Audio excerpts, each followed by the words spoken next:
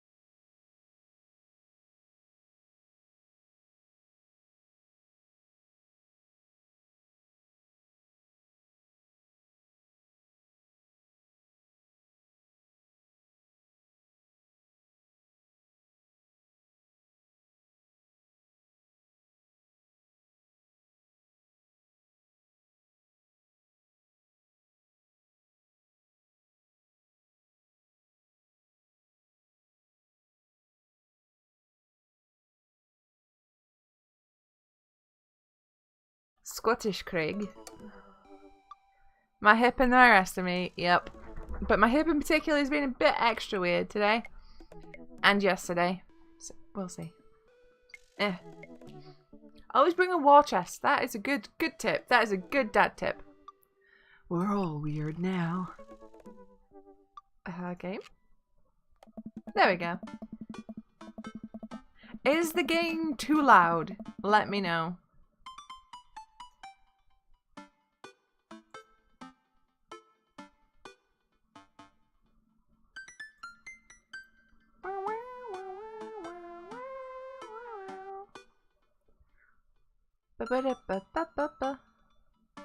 Okay. Right. I really want to get some good quality time in with Craig. The last time we hung out, he was so busy with the kids and fending off flirty moms that I feel like we barely talked. Ever since the first time we hung out, I've been trying to get up a little early for runs. I don't think I'm going to be as embarrassing as last time. Maybe I'll even be able to catch up with him now.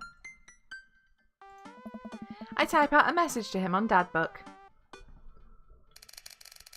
Hey man, been training on my run game recently. Ready for round 2? Craig responds almost immediately. Dude, of course. Emojis! I don't know why I didn't just send an emoji rather than type it out. Another message pops into my inbox from Craig. Let's meet up early tomorrow morning for my favourite morning activity. Brunch! I type back. Brunch? What's that? You run and then you get brunch. Oh, right. Oh, right. The Scottish. Craig and I agree to a time to meet in the morning, and I have a chance to spend the evening hanging out with Amanda. So, we doing pizza tonight? Again? Can't we do like a salad night? No! I would never say that. I would never say that. I clicked out the window. Good job, me. Dad, are you on a health kick? Not yet. I formed the committee to examine the possibility of being on a health kick. They haven't returned with their findings. Dad, if you go on a health kick, then I have to go on a health kick by virtue of being under the same roof as you. I don't know if I have the constitution for that. The committee is still out. The committee isn't back with its findings yet. This is a multi-year assessment on several bureaucratic levels. Well. Amanda picks up the phone and stares at me, unblinking as she dials.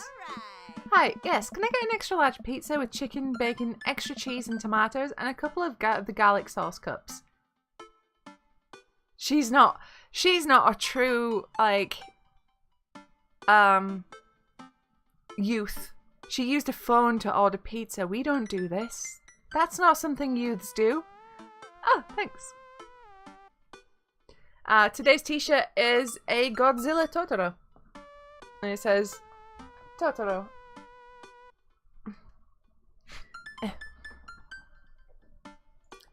Amanda, you're going a little north here. Alright, can you maybe throw some leaves on there or something? Yeah, he's going on a health kick. Yeah, Rico, I know, it's tragic. Amanda listens for a second. Hold on, I'll ask. Dad, is oregano a salad? Oregano is not a salad. Can't blame me for trying. Nah, Rico, I'm talking to my dad. We'll just go with the meat lover's fantasy. Sure, say hi to the wife and kids for me.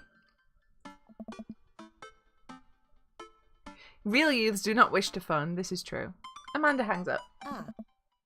Rico says hey. The food gets delivered and we plop down on the couch to eat some za. Just be careful, running is a gateway drug. It's a slippery slope, Dad. First you go on a couple light jogs and before you know it, you're converting the garage into a home gym and renewing your subscription to some sort of weekly kombucha delivery service. Question.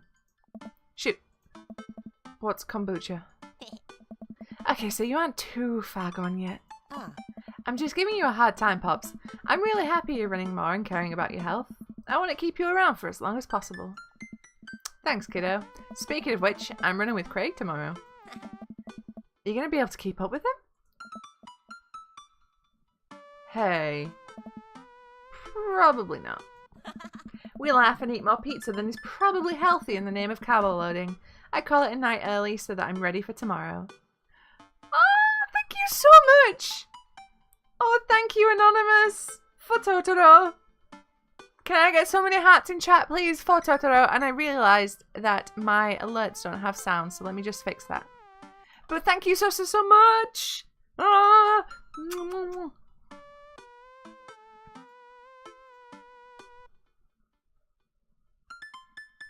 We the youths have found the phone and found it lacking. Okay, I'm just gonna do the sounds, so just bear with me. Un momento, por favor.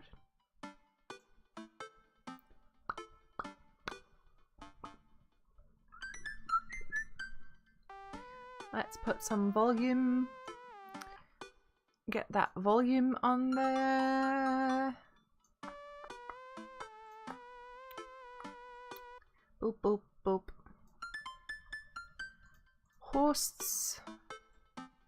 Nope, we don't have sound for hosts. For bets, we have sound for bets. I think that's everything. Alright. That should be working. Shit! Oh no! Oh no! We good, we good. Don't panic. We good. No one panic! No one panic. Okay. Sorry if you're watching this back on YouTube, that won't be terribly exciting, but needs must. When I first started running in the mornings, it was pretty hellish. Now that I'm a few sessions in, it admittedly has become a little bit easier, despite it always ending in me dry heaving over a trash can. Is that what the runner's high is? Just dry heaving? I lace up my tennis shoes, trainers, throw on a t-shirt from a writer's summit I went to 20 years ago, and head out the door at a moderate jog. Craig is already outside with River strapped to his chest. Bro. He's dressed head to toe in colour-coordinated running gear. Wow. I look like a total schlub next to this guy. Hey, bro.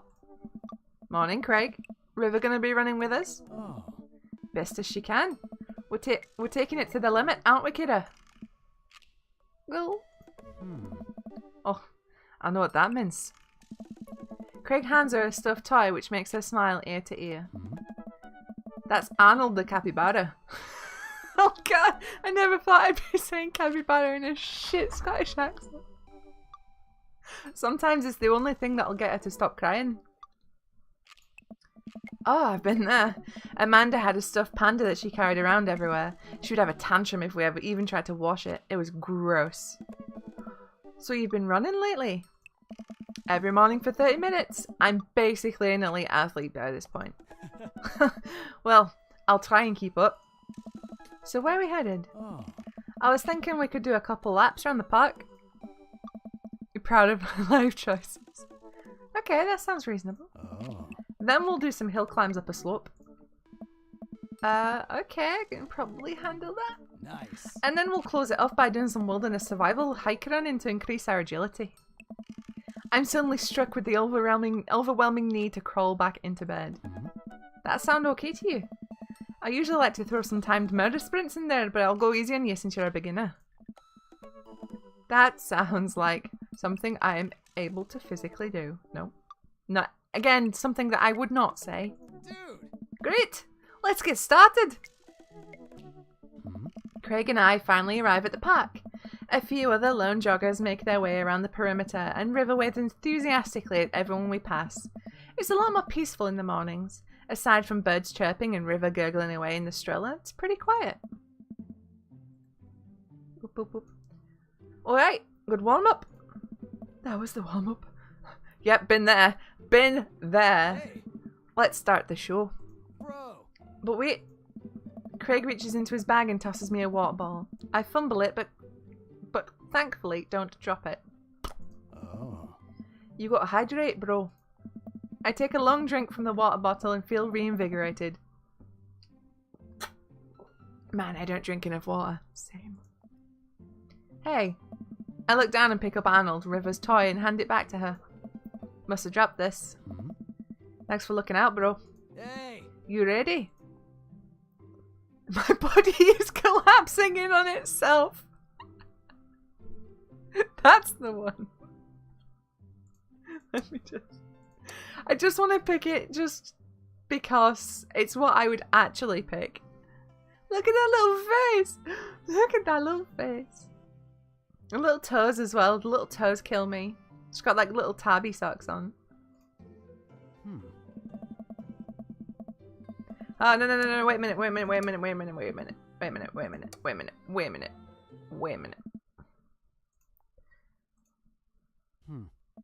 We finally finish our however many 10th lap around the park.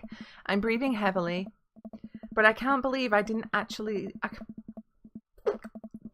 believe I actually didn't lose Craig.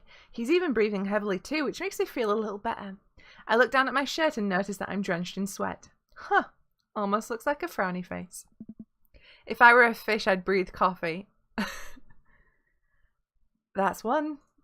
What? Bro. I'm just kidding. Hey, thank you for that repeat sub! That one guy! You debase. Can I get some hearts, please? Thank you! Thank you. Just kidding. I'm just kidding. Good hustle out there. I'm really impressed. You're way better than the last time I launched you off a treadmill. Fuck me, where did that accent come from? Yeah, man, you really pushed me to my limit just now. I can't believe I held on. Sometimes you just need someone there with you to push you to do your absolute best. I'm glad I could be that guy, bro. Who's ready for hill climbs? Blah! Oh. There's my little cheerleader. Bill, you ready? Oh,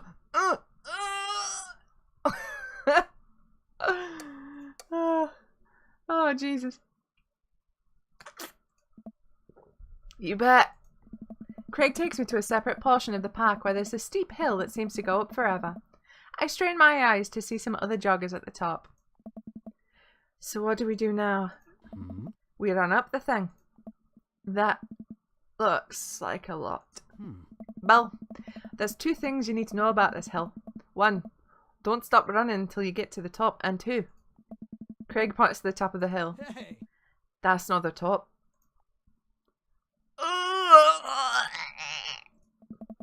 Let's do this. Oh. I finally reached the top of the hill after making my way past what I originally thought was the top of the hill. Hey, Code! How you doing? Once there, I hunch over onto my knees and gasp for air. My lungs are like daggers poking my ribs. I can feel my heart in my ears. River, I'm having a moment. Please. Whoo, boy. Craig looks like he's taking a beating as well. So he is human. Bill, put your arms on your head and stretch out your elbows. It'll help you breathe better. I do as Craig says. It feels a little better, but I'm still in agony. We're dating, Craig. He's from Scotland, don't you know? And here. Craig tosses me the water bottle again. I hydrate like my life depends on it. Craig, bro. Thanks, dude. Hey. Phenomenal work. You feel that lightness in your head? That's the runner's high. Oh, that's it. Thought it was just, you know, dying. Want to take it slow for a bit? I would like that very much.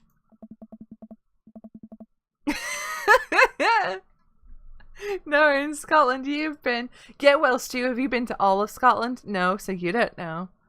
God, it's like you're partly from there or something. As we're catching our breath, River starts crying. Oh. What's wrong, sweet pea? Do you want to play with Arnold? Craig looks around us. Bro.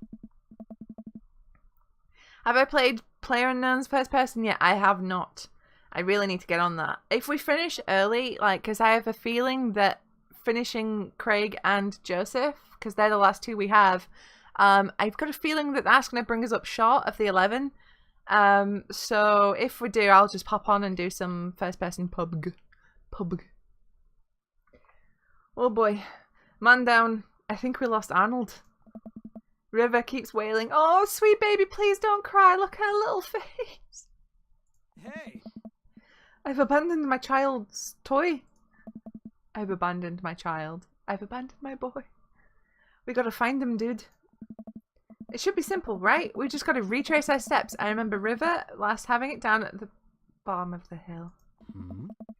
Craig and I jog down the path, searching high and low for the stuffed capybara, which Craig takes the time to explain to me is a large rodent native to South America. Capybaras are fucking huge, guys. Right? I saw a picture of them. When I've seen capybaras online, and I was like, oh, they're kind of cute. Like, I'm expecting something like rabbit-sized, you know, something fairly big for a rodent. When I went to the Biodome in Montreal, they're like fucking dog-sized. They're small dog-sized. They're terrifyingly large, and it's not right. It's not right. It should not be that big. Terrifying. We get to the place where Rubber might have dropped it, but it's still nowhere to be found. Looks like we got a mystery on our hands. Oh, excuse me. We have to get to the bottom of this. You love watching videos of them eating watermelons and stuff. They always make a fun crunch noise when they eat. Crunch. I suspect foul play. Looks like this is the prime case for world-renowned Detective Grace. Oh. Hang on, hang on. Where's my purse? Where's my handbag? No! Give me a second. I'm prepared for this. It looks like it's time for world-renowned Detective Grace. Yeah! Dude, it's time for a bro adventure. A bro venture. We high five. No, I can't. It's too green. I fucking love these things though. They're so rad. We high five and decide to jog back to the pat, see if we can find any leads. Shara! I do like Ozzy Osbourne in them though. So, it looks like there's a couple more places to check and some bros around here that we could interrogate. There's actually been documentation saying that capybaras have totaled cars in automobile accidents. Fuck me! Wouldn't surprise me, they're big things. Sounds good. Hey. Wait. Who's good cop and who's bad cop? I think about it for a second. Well, I think that with your stature and overall resilience, you would make a pretty intimidating bad cop. But on the other hand, you do have an adorable baby strapped to your chest, so that softens the edges a bit. That was actually... Jason! Jason! How could you, man? All valid points. I think you would make a great good cop because of your congenial attitude and willingness to try new things. But, then again, I've seen how you get when there are too many commercial breaks during a show, so you have the potential to be a scary bad cop. I don't want to have to watch Meat Hell in 3-minute segments with 5 minutes of commercials in between, and they're loud. The commercials are too loud. I just want to watch my shows in peace without people yelling at me to buy wiper fluid and stuff. Hey. Case in point. Let's play it moment by moment. Oh. Smart. So, where to, protective? I'm a protective. Let's go to the woods. We make our way to the outskirts of the park. There are a couple of benches by the dense tree line. Looks like Robert's here all by himself. This also seems like the perfect place to look for clues. Let's look for clues. I'm just going to save it just in case this leads us down a path. Craig and I search through the outskirts of the woods, hoping to find anything that might lead us to Arnold. There are a couple of cigarettes and empty beer cans scattered around the thicket. This is probably the hotspot for edgy teens to hang out at night and say swears and stuff, but it doesn't look like there any recent activity that might be capybara related. This might be a dead end, partner bro. We return to the woods. Interrogate Robert. Maybe Robert saw something. We walk over to Robert's bench. Hey. Hey, Rob. Oh. Don't call me that. Okay. Hi, Robert. Don't call me that either. Okay. Hey, buddy. Oh. What you up to? Hey. Thinking. This is my thinking bench. I have to get a solid 2 or 3 hours of brooding in per day. Filling quotas. Have you by any chance seen a small stuffed capybara around? A capybara is... It's a large rodent native to South America. I know. Oh. So, have you seen one? Oh. A stuffed one? Not a real one. That would be weird.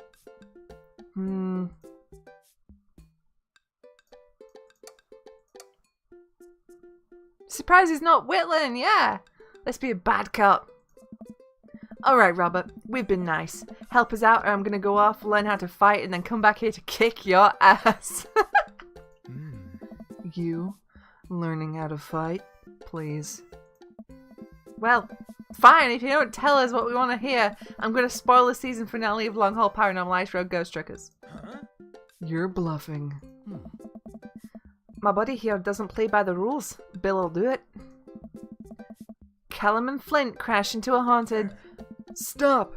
You're a monster! Oh. Robert sighs. I haven't seen any goddamn capybara, okay? Damn. We return to the woods. Where to now, bro? Playground! We make our way over to a small playground at the edge of the park. A couple of kids play in the jungle gym while parents watch on the nearby benches. Over on one of the benches, I spot a familiar face. Look for clues! Oh no, River! Craig and I, two grown adults, walk onto the playground and begin examining it meticulously for clues. There's no forensic evidence here, no stray capybara hairs at least. After searching fruitlessly for some time, we look up. All of the parents are staring at us. We smile and wave as we awkwardly slink away. We head back to the playground. Interrogate Joseph. Let's see what Joseph's up to. We jog over to Joseph, who seems to be engrossed in his book. Joseph! Joseph nearly drops his book. Hey guys, didn't think I'd see you two out here. Bill, are you, exercising? Sure am. You know me, I just love to run and be healthy. That's kind of my whole thing. What are you reading? Oh, just a book on knots and rope tying. Oh, so that's what he's into. Kirk Douglas. For boats! Boat ropes! Right. Oh. See, you didn't happen to see a stuffed capybara around here. What's a capybara? It's a large rodent that's native to South America? Josie thinks for a second. I haven't seen one around. I'll tell the kids to keep an eye out. Your kids are here? Dude. Joseph looks around. Kirk Douglas. They were here a second ago. Must have gone exploring around the park. Do you know where they could have run off to? Yeah. They're kids. They get into mischief sometimes, but they always come back. That sounds a little suspect, Joseph. I'm just gonna save scum though. Just cult stuff. Mischief, you say? Kirk Douglas. Wait, am I being interrogated right now? No, yes. Thank you for your time, Susan.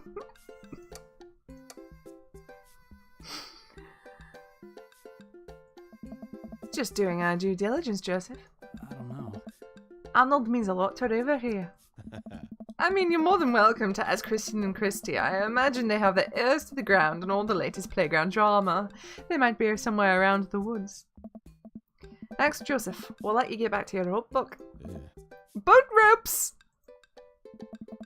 Joseph's gaze crosses herself. We head back to the playground.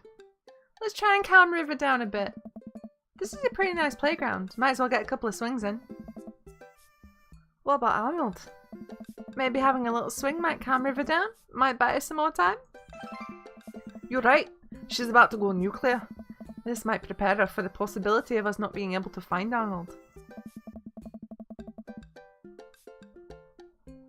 Yeah, but Mel also, he's called Joseph and his wife's called Mary. They might as well have just named the kids fucking Jesus. Life is cruel and tough, but at least we'll always have swings. Craig straps River into the baby swing and gives her a gentle push. She giggles. I take a seat on the swing next to her and immediately realize that I'm stuck. River seems to love that.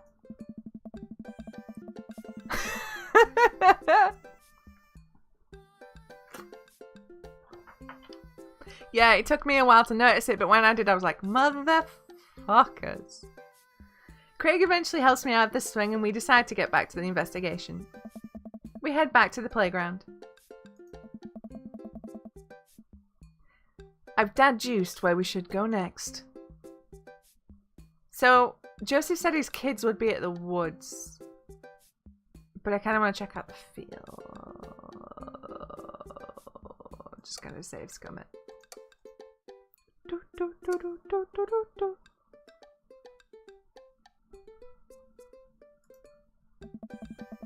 Go away, you.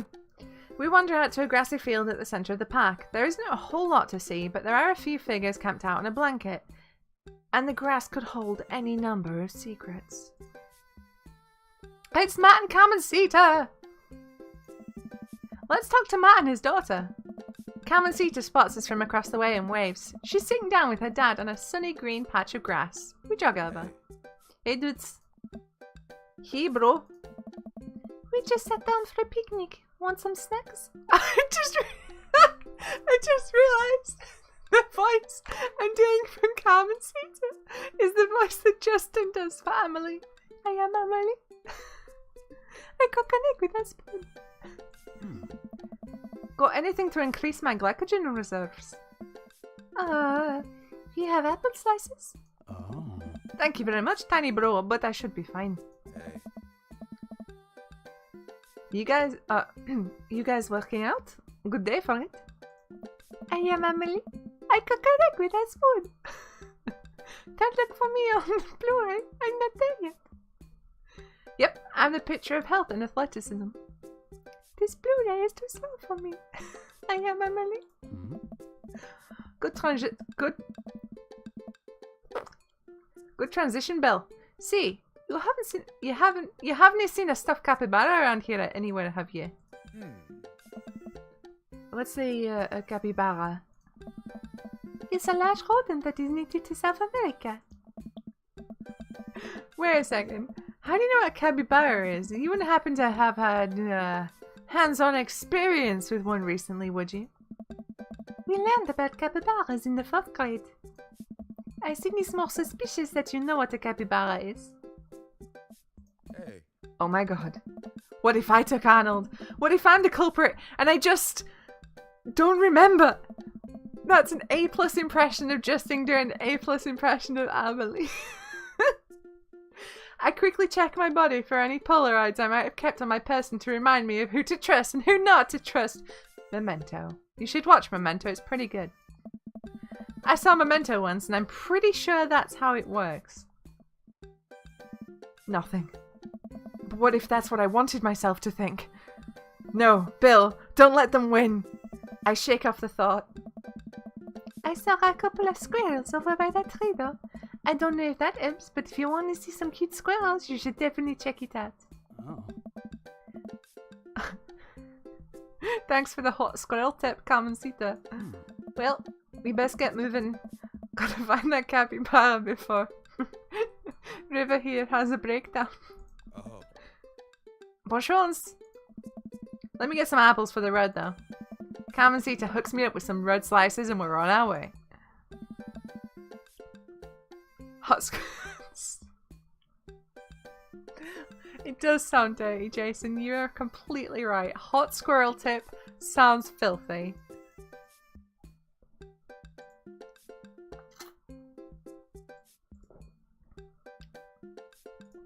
We maneuver back to the field.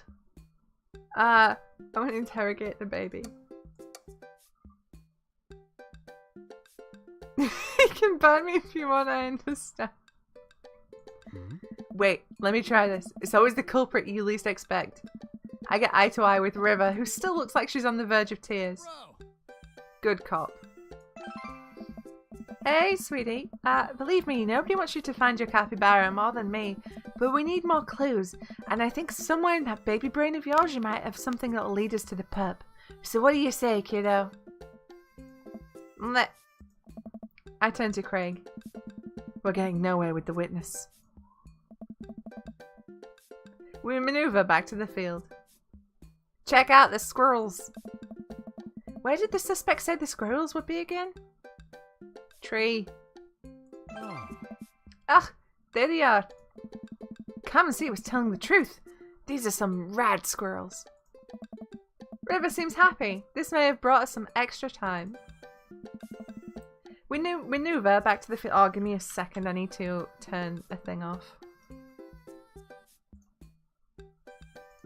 We maneuver back to the field. Did we not look for clues? We carefully comb through the field of grass and flowers. I can't seem to find much besides a couple of ladybugs and a nickel. While I'm looking, Craig calls out to me from across the field. Belle! I don't know. I jog over. Craig is kneeling in the grass inspecting something. I approach, my heart in my throat. As I lean over Craig, I see it. This says Arnold's leg. I put my hand over River's eyes. No one should have to be subjected to this senseless violence. My God, who or what would do this? I don't know. I dunno ken, but now I think we might be dealing with something beyond our grasp. I can't look at this anymore. I turn around, trying to wipe the image of the stuffing strewn across the ground from my mind. Huh. We're running out of time. We may already be too late. Bag and tag it. Let's keep moving. We maneuver back to the field. I bet it's the fucking Joseph Satan children. Clock's ticking, dude. Where are we going next? To the woods. I bet they fucking, like, nailed it to a tree or something. We return to the woods. Joseph's twins must be around here somewhere. Oh God, they're going to come out from behind a tree. Time to grill Robert again. We walk over to Robert's bench. Oh, Christ. What now? You like my brug? It's real bad, dude. Thank you. I'm gonna save it. And we're gonna go bad cop again. No, would bad cop work on Robert? Yeah, I think bad cop does work on Robert. So let's do that. If it doesn't, we're safe scummed, so we'll load it back up. Robert, I'm gonna keep being vaguely threatening until you tell us something useful. I haven't seen any goddamn capybara, okay? Crap, I was really nailing the bad cop bit too. I thought for sure we had something. Dude. Now what, bro? Joseph said his twins were around here somewhere, but I have no idea how we're supposed to find them. Wait, those creepy kids? Why didn't you tell me they had something to do with this? Huh. Maybe I should have left the good cop, bad cop routine to the pros on TV. Hey. Yeah, Robert, bro, do you know where they are? Huh. I do. A lot of people underestimate the senses of a man who broods. I saw them looking around here a little while ago. Where'd they go? Hey. Ran into the woods. I'd be careful though. I don't trust them. But then again, I don't trust anyone. Not even you guys. Not even that baby. Blup. I take that back. You're an old soul, kiddo. Oh. Thanks for your help, Robert. The woods. You like the American accent too. Like a female Christian Bale, but way cooler and not a douche. Thanks, dude. I stare into the depths of the forest. The only problem is with the Robert voice, I end up becoming the inner world trailer guy, and I can't help it. I stare into the depths of the forest. Who knows what could be in there? Are you prepared for what we might face in here? No, I'm not. I'm really not. I'm really not. No. On second thought, I think I might be able to smell the fear on me. Maybe we should give that a minute to dissipate. Seconded. The woods. Go deeper into the woods. I stare into the depths of the forest. Who knows what could be in there? Are you prepared for what we might face in here? Yes. I'm ready, partner bro. You? Nope. But if it gets River to stop crying, I don't care. Let's do this. We start down the path into the woods, keeping our eyes and ears peeled for any sign of Arnold. There are no squirrels or birds anywhere. The silence is unsettling. The sun can barely peek through the canopy. It's cold here. Suddenly, we hear voices. I want to do it. You got to do it last time. Craig and I come to a clearing where we find Christian and Christy kneeling over something. Stop right there! Nice. And put your tiny hands where we can see them! Christian and Christy just stare at us. You heard the guy. Put your hands up. We're kinda in the middle of something here. Yeah. Can you come back later? What are you kids doing? Cutting stuff up.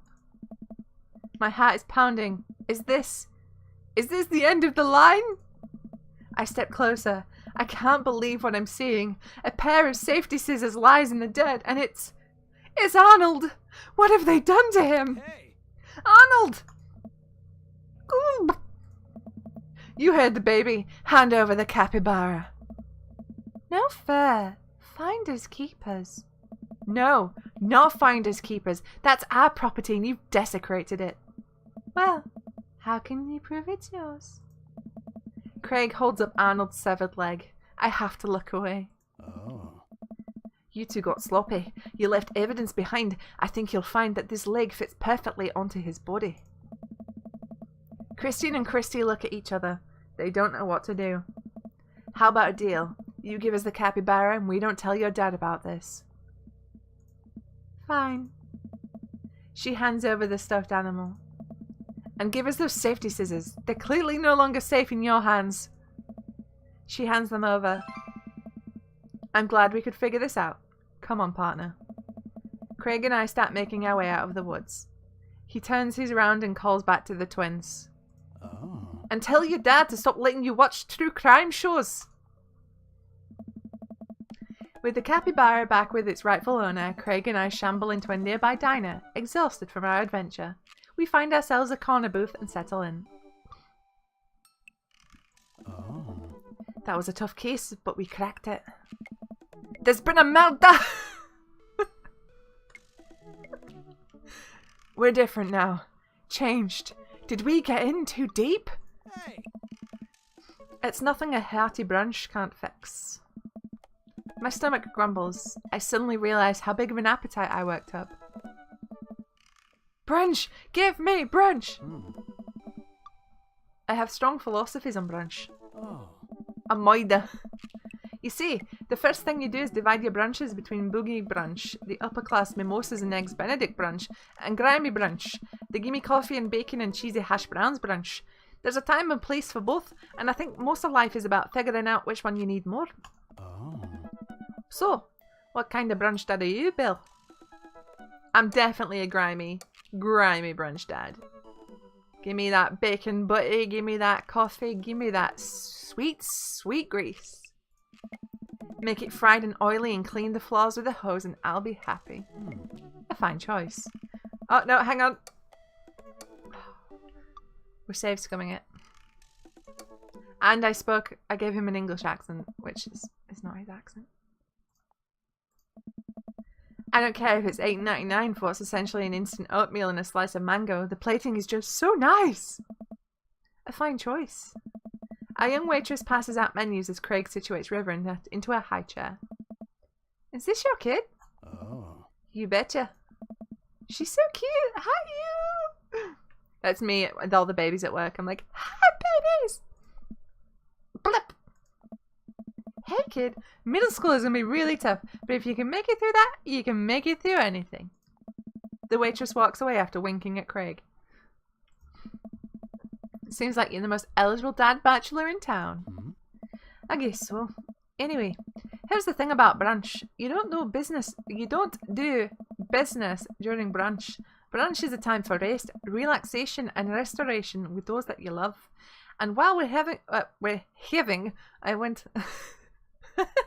a bit Eastern European there. And while we're having brunch at a traditionally brunch time, the most important thing to remember is that brunch isn't a time, it's a state of mind. Oh. If you can't have brunch on your plate, you can always have brunch in your heart.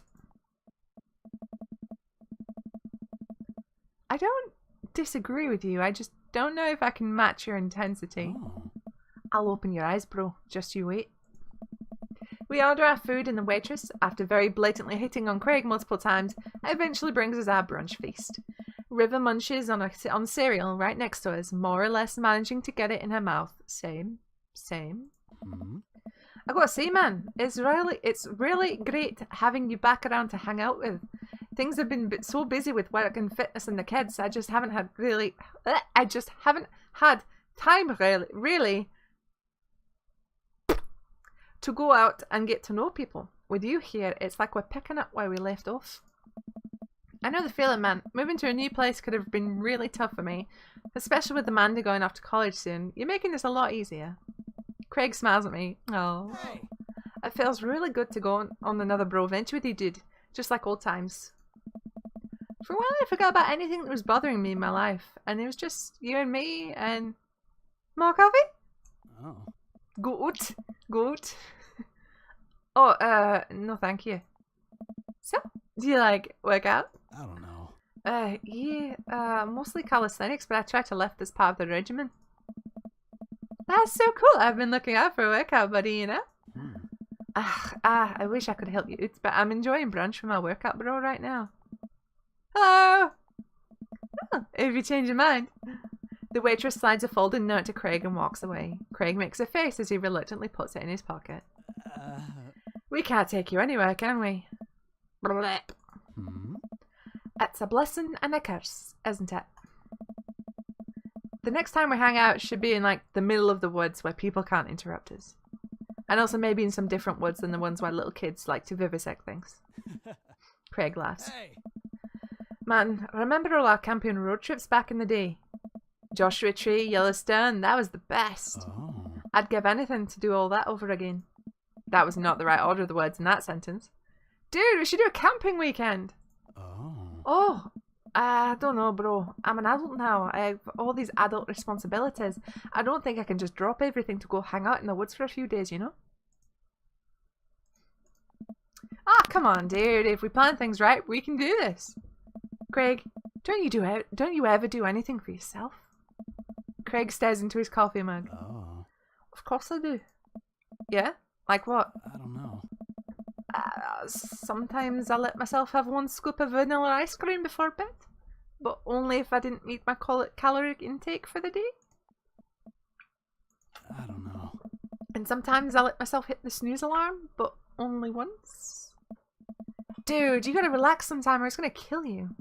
Please come camping with me. It'd be so fun, bro. Oh. I guess I could get Smashly to take the kids for the weekend. Oh. I'll think about it. Oh. We finish our brunches and head back to the cul-de-sac. Oh. Oh my god, how many times is it gonna loop? Oh. By the way, great job keeping up today. Seems like you're already making a lot of progress. I'm probably gonna need a little bit of recovery time after this. Tell the girls I said hello. Hey. I will. See you, protective. I say goodbye to Craig and step inside. God, I'm ready for a shower, a gallon of water, and a nap.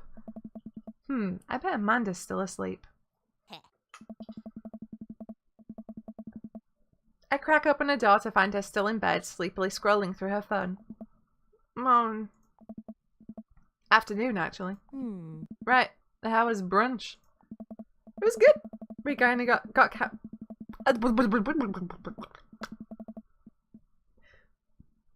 Oh my god, the stream burp, please. We got kind of sidetracked because we had to travel into the depths of Maple Bay's dark underbelly to find a toy River dropped, but, you know, I actually feel pretty What? My legs give out. I find myself on the floor of the hallway. I'm just gonna hang out here for a while. You take your time getting up. Shave with the grain. Day complete! I don't think we've S-ranked that, because we didn't find it, like, pretty quick. No, we did! Wow. That was an amazing date. Sick. Welcome. His achievement is called Keg Stand Champion. Last date. with Craig. Boop, boop, boop, boop. It took some time for our schedules to line up, but I was finally able to find a weekend where Craig and I could go camping. He always stays so busy with work and the kids, but it's good to know that he'll just be able to spend some time relaxing together in nature. Since our first run, I've managed to go on regular runs with Craig. I mostly do them because it seems like the only time we get to hang out, but the added benefit is that I've seen a lot of improvement in my health. Ugh.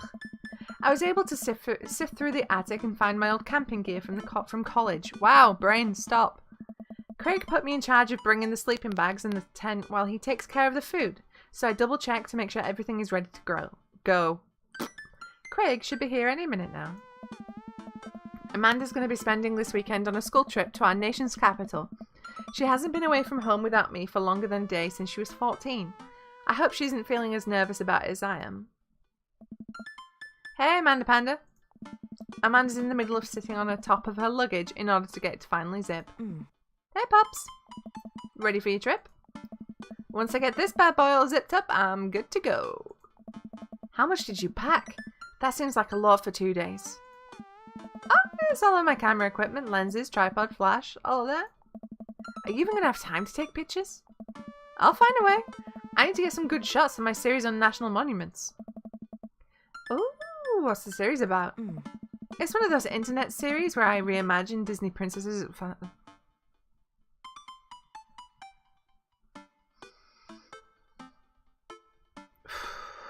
Just... There's one thing I detest online. It's Disney princesses but as blank, or Disney princesses but the dark version. Alice from Alice in Wonderland is on drugs. I'm so original. Christ, fuck off. What? I'm kidding. Nobody likes those. I'm taking portraits of my friends. Oh, well, I'm going to be in the woods, out there in nature, you know, roughing it. Just me and Mother Nature and the old Madre de trees. You going to be alright on your own? Alright. I'm not going to have any signal out there. I won't be able to text or call you at all. Oh, it's alright. I'll be able to survive a couple of days without constant updates on who just got voted off International Haunted House Hunters. Well, I'll miss you. Cosplay, absolutely fine. You know, I love cosplay. It's just these people that are like, oh, I'm doing this edgy new series. It's like, what if Disney princesses were in Star Wars? What if fucking Disney princesses were tea kettles? Just stop. Stop. And for the record, Bradley was pushed down a flight of ornate stairs by a ghost. They were really beautiful stairs. Amanda finishes zipping up the big suitcase and lugs it next to the door of her bedroom. She turns around and gives me a big hug. Relax, Datron. I'm a big kid now. I can take care of myself. Besides, I got to share a room with Monica Sanders and 2 mom chaperones. The most trouble I could possibly get into is falling asleep with a tub of ice cream on me. Oh, well, alright. Don't steal anything, okay? Since you asked nicely, fine. Promise.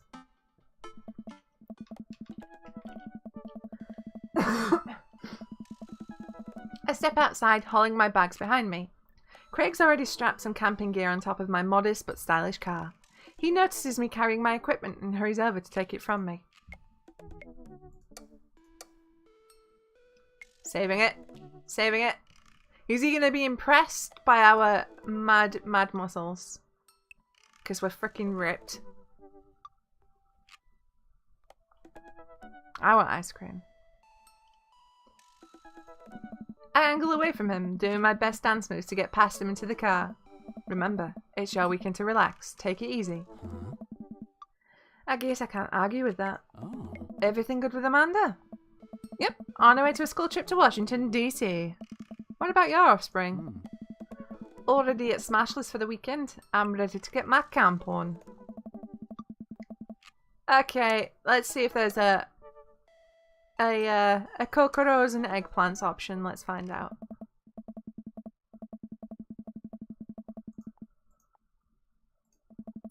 I almost had a case of the vapors there. Oh shit! Never fear. These muscles were made for picking up heavy things and putting them to other places. Remember, it's your weekend to relax. Take it easy. Blah, blah, blah, cat chef. Everything goes to Amanda. Yep, Smashley's got the cats. I reload the rest of my stuff into Craig's car and we get in. Oh no! What's wrong? I think I left my juicer plugged in. We gotta go back. Are you worried that someone's gonna break into your house and cold press some carrots? No, it's just... Just try to relax, man. Let the juicer float away. Take all of your worries and blend them into pulpy good vibes. Craig takes a deep breath. Do you have anything to listen to? All I had at my place is a series of CDs that guide you through a thorough and intense calisthenics workout. Do you want to listen to those? Hey, Mo! Hello! I'm just kidding. Craig hands me a thick case filled with CDs. Take your pick. I thumb through page after page of kids' sing-along CDs. Oof. Oh yeah, Twinkle Twinkle Little Star takes me back. Keep going. I get to the end of the case to find, in the very last slot, a blank CD with Craig's handwriting on it. Oh hey, Kit! DJ Kickstand's Megamix Volume 1? Made it just for the trip. I think you'll like it. I pop the CD into the car's stereo and it's like I'm immediately transported to our old dorm room. Hit after hit plays and soon enough we're both happily scream singing the lyrics to each song as we fly down the highway. This song was Carl's favourite. Carl, the third roommate! You brought that dog home one night and I couldn't pry you two apart. So we spent an entire semester fabricating a story about our foreign exchange student roommate who had a really bad cough that sounded exactly like a dog's bark. And then we had a room inspection. That RA was so suspicious of us, but he could never prove anything. And Carl was just under a blanket. Bless that pup's courage under fire. Man, we did some dumb stuff back in college. The hours fly by as we belt out tunes in whatever non-existent key our voices register in. Soon enough, we're surrounded by lush trees and spectacular vistas of everything amazing that nature has to offer. It feels good to be back out here. Real good. We park our car at the entrance to a familiar trail and load up our gear onto our backs. I'm thankful that I've been working on my health over the past couple of weeks, otherwise I'd be dreading all the hiking that's about to happen. Craig looks intently at his phone. Everything alright? Yep, just had to fire off one last work email. Craig pockets the phone and we start off on the trail. It's relatively easy, but I know I would have been huffing and puffing at this point if it weren't for all the murder sprints. I look around me and take in the tall trees and animal chirps. Everything okay back there? I don't know. There's no reception out here. Oh yeah, being out in the middle of nowhere will do that. I recognize the look of anxiety on Craig's face. Hi. But what if there's a problem?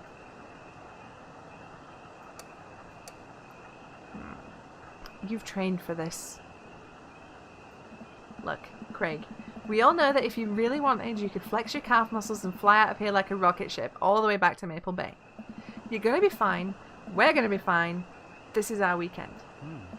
We keep marching down the trail, but it seems like Craig is still worried. After a bit, he stops in his tracks. Maybe we should go back. We could find another campground that gets... Thank you for that! That follow, I Love Heroic TV. Welcome to the stream.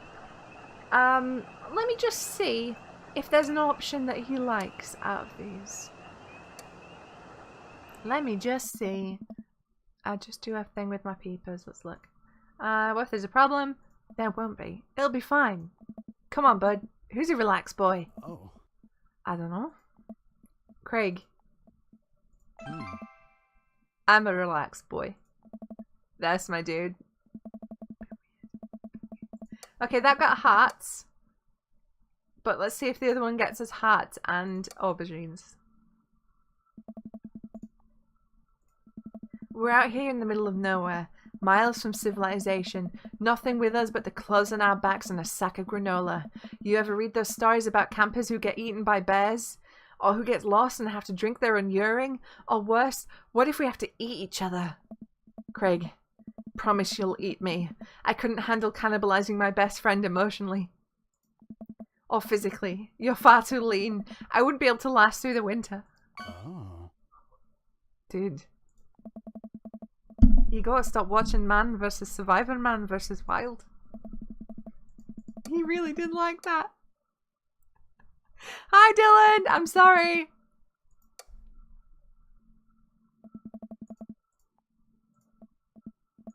No, shit, wrong one.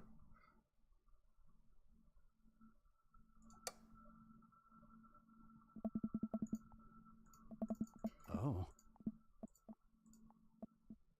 Oh. I don't know. Maybe we should go back. Another campground. Craig, seriously, what's wrong? Oh. I mean, I'm just really nervous. My dad instinct is kicking in and my mind keeps conjuring up all sorts of worst case scenarios. What if something happens to the girls? I don't have signal. I would have no way of knowing. There is a million in my chat. Congrats, you guys. Congrats. I'm so happy for you both. He's so cute. You know you've been camping in a campground. Kurt, you've been in campgrounds where they have bears? What the fuck? Let me tell you, that feeling never goes away, no matter how old your kids are. You just gotta remind yourself that they're in good hands. Craig doesn't say anything. I gave him a reassuring punch on the shoulder. Try to remember why we came out here. The plan was to get away from it all and just focus on ourselves for this little trip. No distractions, no cell phone service, just two dads relaxing out into the woods. Craig looks me directly in the eyes. No distractions, no cell phone service, just two dads relaxing out in the woods. We're gonna have some fun this weekend. Craig and I get back to marching. It's not too long of a hike before we get to the campsite, and we're both glad to see we're the only people there. I can't believe you still have this tent. Found it in my attic and I already checked it for holes. Checked it for holes. Blech. It's seen better days, sure, but I think we'll be able to survive. I dump the bag of fabric and poles onto the ground. We unfold the tent in the desired spot. I hand Craig the stakes. Oh. We still know how to do this, right? Of course we do. We do not. Whoa! After 20 minutes of struggling like people in a bad infomercial, we somehow managed to build an upright structure that closely resembles what a tent would look like if you asked someone to draw a picture of one with their eyes shut. Just want us to know that the large metal bear-proof lids they put on the trash cans are not in fact bear-proof. Fucking hell, Kurt! You live in a hell place. I'm sorry. You're a lovely dude, and I love you in chat. But you live in a hell place. I wouldn't put this up against a storm, but I think we'll be able to survive for the night. We set out a couple of chairs and our cooking equipment, admiring our handiwork. Hey. Bro, look at us go. Look upon the kingdom we have built. Upon this rock we shall grill our meats and drink our brews, for we hold dominion over this land. That was in New Mexico. Still. I consider the US a hell place, to be fair. Verily, and look at our camping chairs, which we are going to sit on. So, what's next on the Camp Extravaganza docket? Well, now that we have shelter settled, I think it's time for us to do some exploring. There's a waterfall a little bit up the way that I'm sure we could hike to. Let's get hiking! Craig and I venture into the woods. We amble along, taking our time to chat and admire the wildlife. Craig reaches out an arm and stops me. Bro. Dude. Does that look like what I think it looks like? I look over at where he's pointing. Oh my god, it does. That tree looks like a butt. Oh. I can't get over how detailed it is. I examine the butt tree further. The contour is perfect. It even has back dimples. I thought we were going to have a great time camping, but this makes it even better. Craig holds back a snicker. I aspire to have every hike be as good as this one.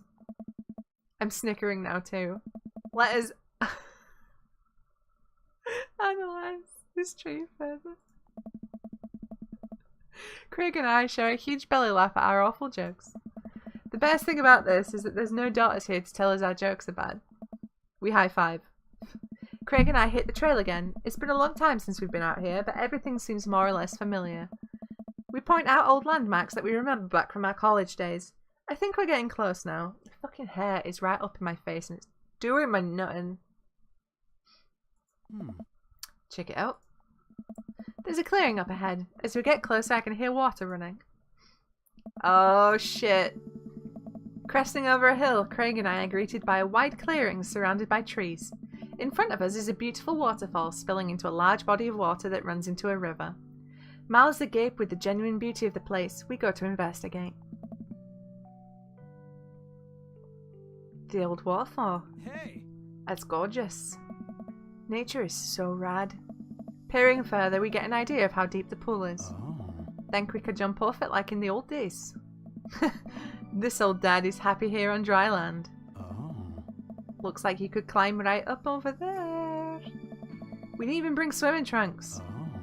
What are you talking about? A boot? No, I did it again. I went Canadian. Craig immediately begins taking his clothes off. I fucking knew skinny dipping was going to be a thing. Oh.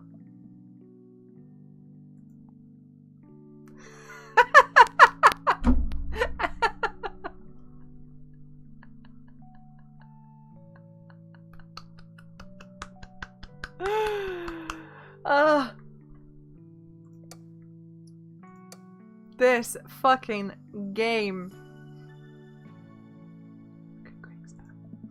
I can't help but sneak a peek. That is a good butt. Craig turns around suddenly. He catches me looking. Oh. I do a lot of glute workouts. I immediately turn away, blushing. Oh. You coming or what?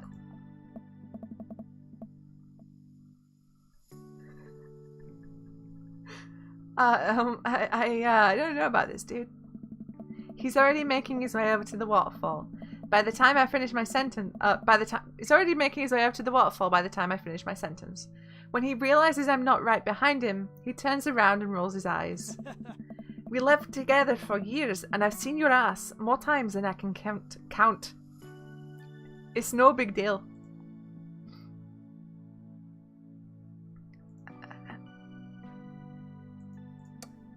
Who needs pants anyway?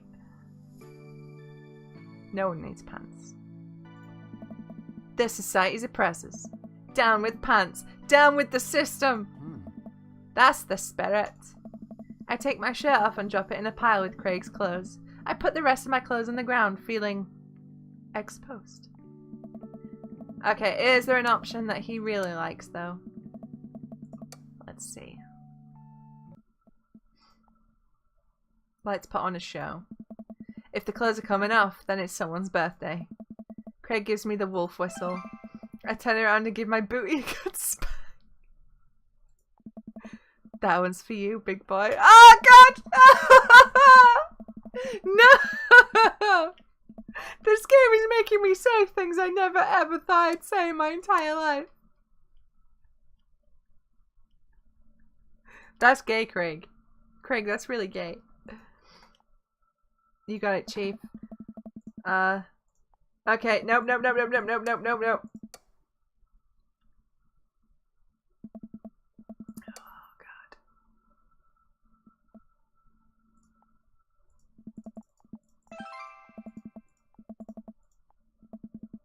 No bromo, full gay.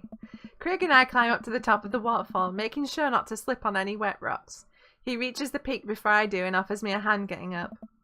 At the top, we look over the cliff and into the tiny lake. It seems so much higher up from this perspective. Craig has always been a daredevil. He pulled some stunts in college that I'm honestly still shocked he survived. I was always the one standing on the sidelines, watching and hoping I wouldn't be bringing him home in a gurney. Man, this could be dangerous. Craig looks me in the eyes. Don't think, just jump. Craig cannonballs off the waterfall and into the lake, creating a huge splash. I'm worried for a moment before he finally resurfaces from under the water. Yo, what up, Jamie? What? Woo! He treads water and looks up at me. You coming or what? Don't think, just jump. How are you supposed to just not think? I'm pretty sure that's not physically possible. My toes grip the edge of the rock. The water looks so far away. Don't think, just... I run off the edge, trying to do my best cannonball. Somewhere in the middle, it turns into a really graceful belly flop. I hit the water with a loud slap. Oh! I resurface to find Craig giggling. Oh. I rate that belly flop a solid 8 out of 10. Your form was lacking, but your heart was in the right place. I playfully splash water at Craig. Nice. Are you sure about that? I splash him again. Oh. You've given me no choice. Thank you for that follow, sweetheart! Craig splashes me in the face with a huge wave of water. You've awakened the beast. He launches another wave of water at me. Don't you put me in a corner here. Don't put a wild animal in the corner.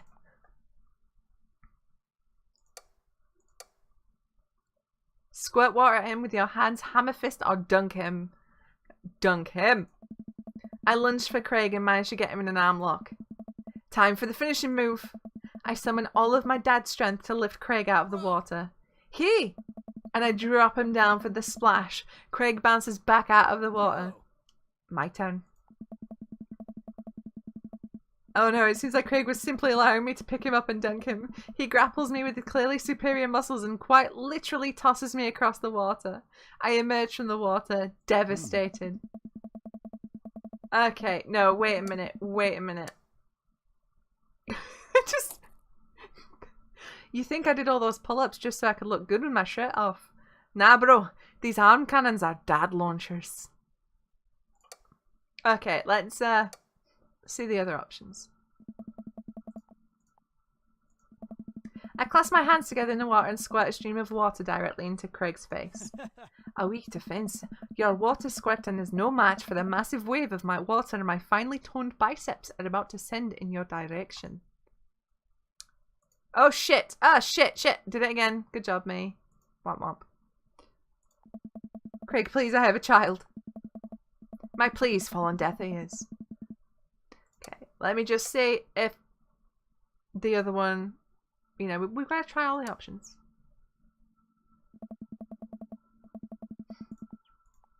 Hammer fist. With the force of thunder, I bring my fist down into the water, creating a tidal wave that drenches Craig. Good one. Oh. But I think I can do better. Craig answers back with his own tidal wave. It's big enough to launch me back. He's so strong. Craig, truce, please. Craig thinks about it. Oh. Yeah, sure. We shake hands. There is peace. Man, that jump was such an adrenaline rush. Hammer down! Oh. Not so scary now, huh? I'll race you to the top.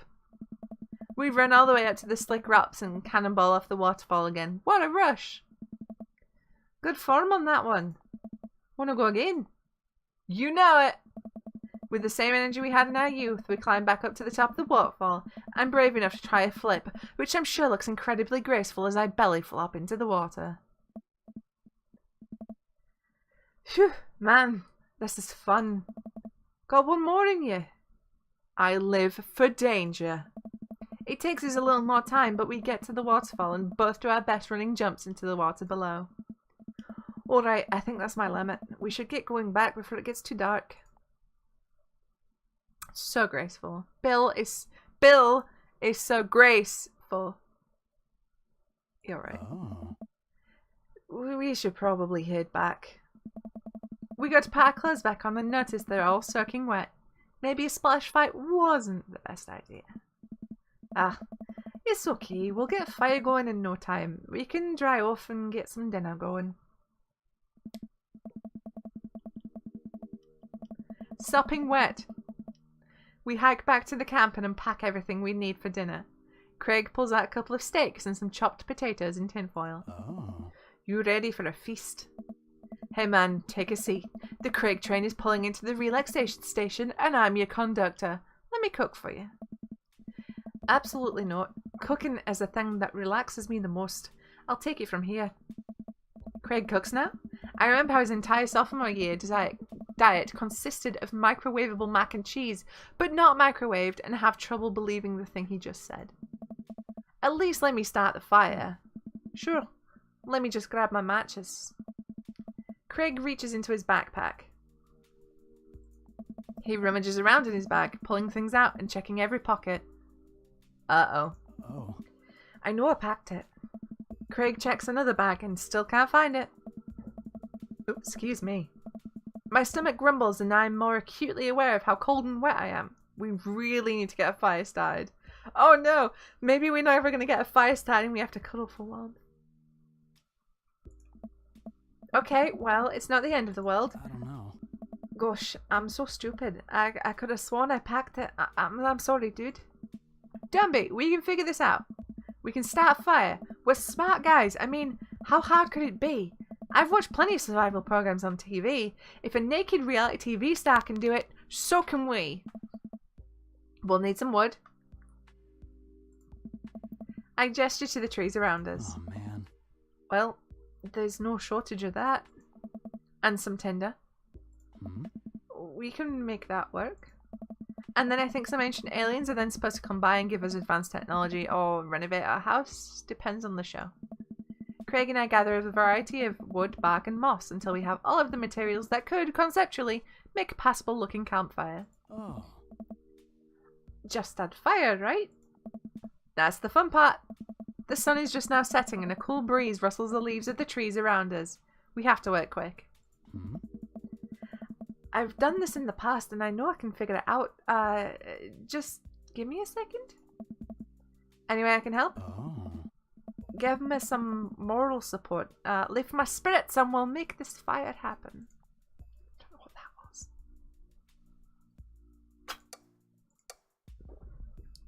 Go overboard with compliments. You're really giving that fire the business. You're an amazing, hard-working father with a steady work ethic and everyone loves you. Your daughters think you're a superhero and the neighborhood dads respect you immensely. Also, your butt looks great. Bro, stop, you'll make me cry. Okay. I don't want your tears putting out the fire. IT's breaking your stuff, Kurt, no! Eventually, Craig is miraculously able to get something going. He blows on the embers and gently places the glowing moss into the base of the pit. Soon enough, we have a nice little fire going. Way to go, man! We're regular old outdoorsy fellas. Oh. Hooray for not dying! I take a seat in one of the lawn chairs Craig brought and cozy up to the fire. Thanks for that, fellow Skyclops. Welcome to stream. Hmm? Relax, man. Take it easy. Let me handle the dinner. Thank you for that follow. Time at home. 555. 555. I watch as Craig stokes the fire and sets up a makeshift grill for the steaks. After all that hiking and swimming and fire starting, I'm able to relax a bit. With the sound of crickets and the scent of steak filling the air, I actually feel pretty calm. Craig expertly sears 2 steaks in the pan he's been heating up on the fire, cracking thyme and crushed ginger over it while blasting them both in butter. Oh my god. That sounds so good. Oh. Wow. I didn't know he was actually good at cooking. The fanciest I ever saw him get in college was when he started sprinkling the seasoning packet onto dry ramen and eating it straight up. Ugh! He's a monster. When did this happen? He used to eat cereal every morning with beer instead of milk. Hmm? I grew up, I guess. I think these are just about ready. Craig puts the steaks onto a paper plate and sets them aside. I start to reach for one, but Craig smacks my hand away. Oh. Dude, let them rest. It'll be more flavorful that way. I patiently return to my seat, eyeing the steaks longingly from a distance. They smell incredible. Craig prepares a side salad for us in the meantime, sprinkling feta cheese onto freshly chopped greens. He plates it next to a generous pile of roasted potatoes covered in olive oil and rosemary. Oh my god! Oh, I'm so hungry. Once it's all ready, we sit down by the fire and dig in. Hmm. Everything taste okay? I'm in heaven. Oh. That's what I like to hear. Remember how for an entire semester we would eat burritos for breakfast, lunch, and dinner? What's wrong with that? Oh. It's so hard not to go back to that.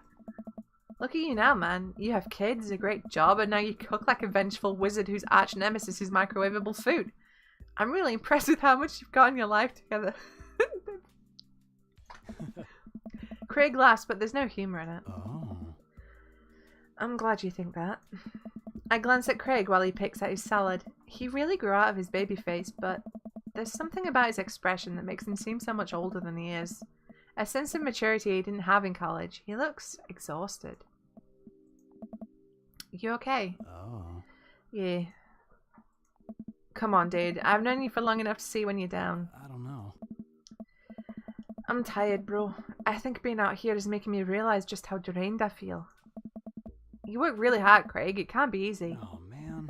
I have to, for my girls. I volunteer at their school. I cook healthy meals for them. I do everything I can to make sure they're safe and happy. And when they're with their mum, I'm always working overtime so I can support them. And then you work out a lot so you can crush anyone who stands in their way. Oh. That, and I don't want to fall into my old habits. I need to set a good example for my girls. Everything I do is for them, and I wouldn't have it any other way.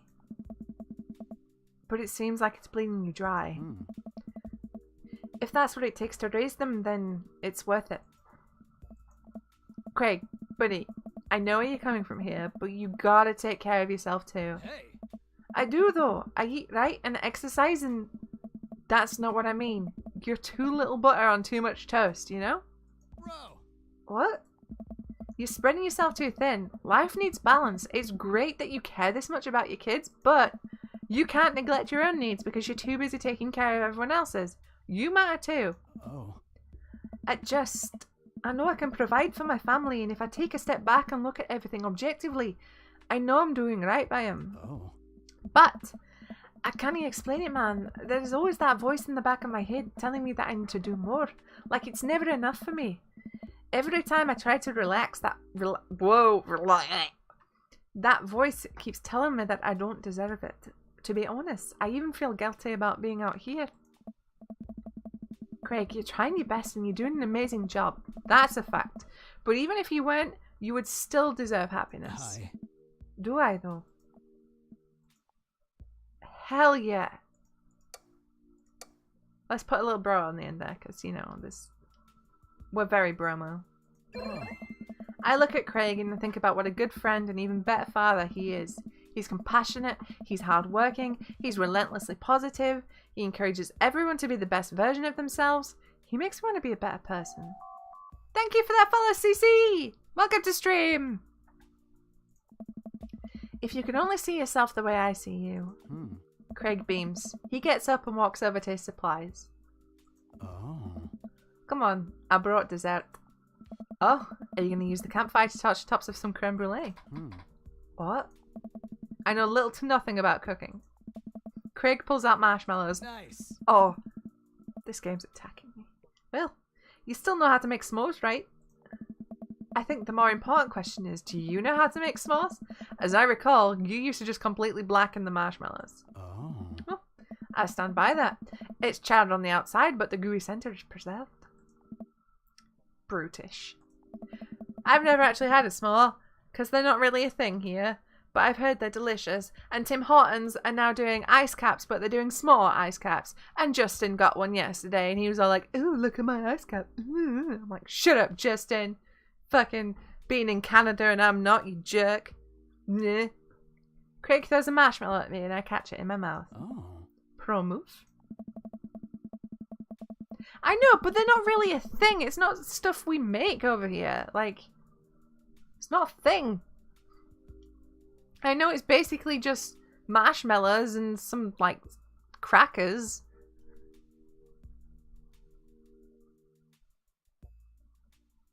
We used to be able to do that at a great distance against a wind disadvantage. Give me a week of practice and I'll be competitive again. Craig and I sit in the warm glow of the campfire, watching embers float up towards the sky. The stars are so much brighter out here. Yeah. Hmm? I miss this bell. Me too. We stay here until it gets late, half remembering stories from college. We watch as the fire dies and eventually clamber into the tent. Says the Texan. We crawl into the tent and I unfurl my sleeping bag. Huddle for warmth, huddle for warmth. Hmm. Wait, where's the other sleeping bag? I look around for a second. Oh. Oh no. I must have left it at home. It's all yours, dude. I'm sorry. I'll just curl up over here. Oh. No way. Here. Craig unzips the sleeping bag and spreads it out so there's enough room for both of us to lay on top of it. Nice. Night, bro. Good night, bro. I roll over and we face away from each other. Without a blanket, it's really cold. I shiver and without realizing it, I find myself nestling closer to Craig. I'm sure he won't mind. He turns over and I can feel his breath on my neck. It's hard to focus on anything else. I turn over, trying to get more comfortable. I open my eyes to find Craig's face only a few inches from my own. For once, he looks at peace. His eyes flutter open. Thank you for that fellow neon bottled potion. I got it right the second time, nearly. His hand finds a place on my waist. I'm not sure who leans in first, but suddenly we're kissing! We look at each other again, my heart racing. Craig? Oh, man. I got strong feelings for you, bro. Feelings I can't deny anymore. Bro, me too. This is the gayest fucking thing! I run my hands through his hair, then down to his chest. Craig brings me closer, wrapping his arms around me. I feel so secure. Hmm? You know, talking about old times is fun, but Hmm. I like making new memories with you. I said, you know. I smile, tracing the lines of his hip with my finger. You know, I'm beginning to think this game might be gay. Not sure though, maybe a tad. We kiss again. I'm not worried about it getting too cold tonight. Bow, bow, bow, bow! Day complete!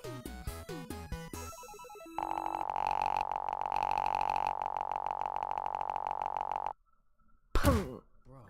Bro. That was perfect. Bro.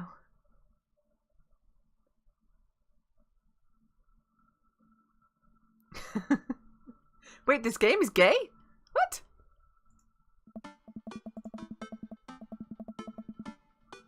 Boop, boop, boop. Phew. Okay, Amanda.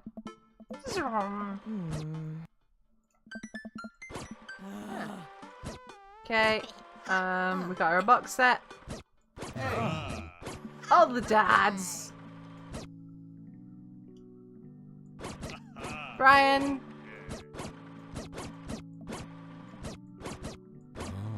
Hey. Oh, it's Hugo. What? Uh-oh.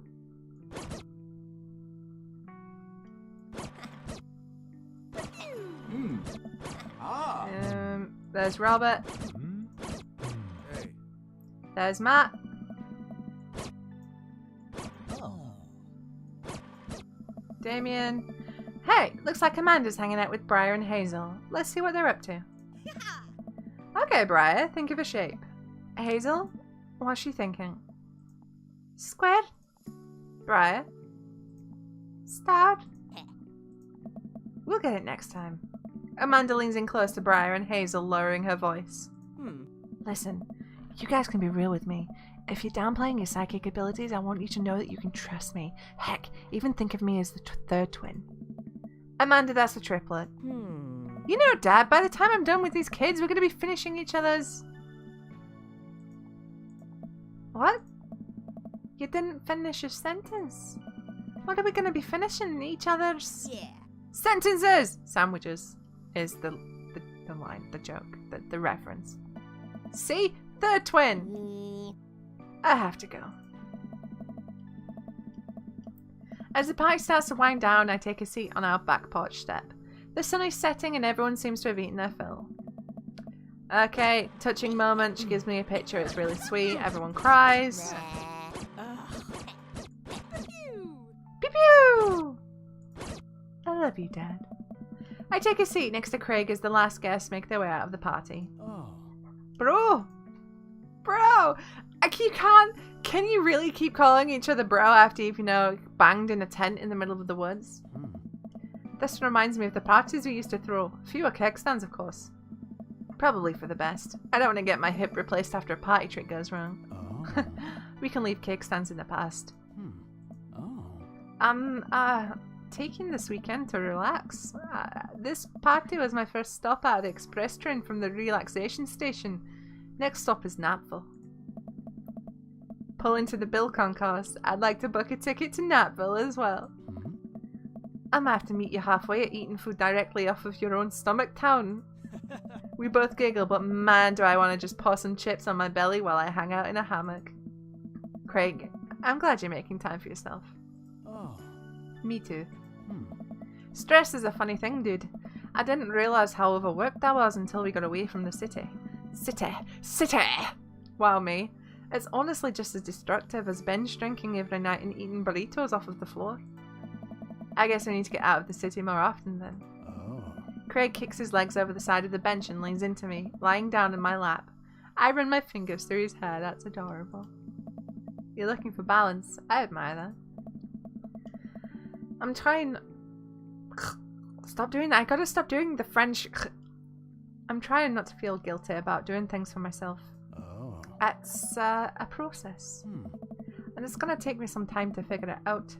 I might need your help, bro. Craig, I'll be your bro till the day I die. And if being your bro means forcing you to take care of yourself, then I'll happily advise. Oblige. Oh. The Council of Scots has decreed that this accent is a hate crime in 3 counties. Don't at me, Stuart. Mon then. Oh. Bro, Nice. that means so much to me. Craig sits up and pulls me into a kiss. Bro, we both laugh.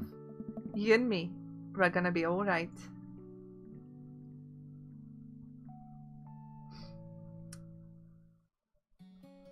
Yay! We did it!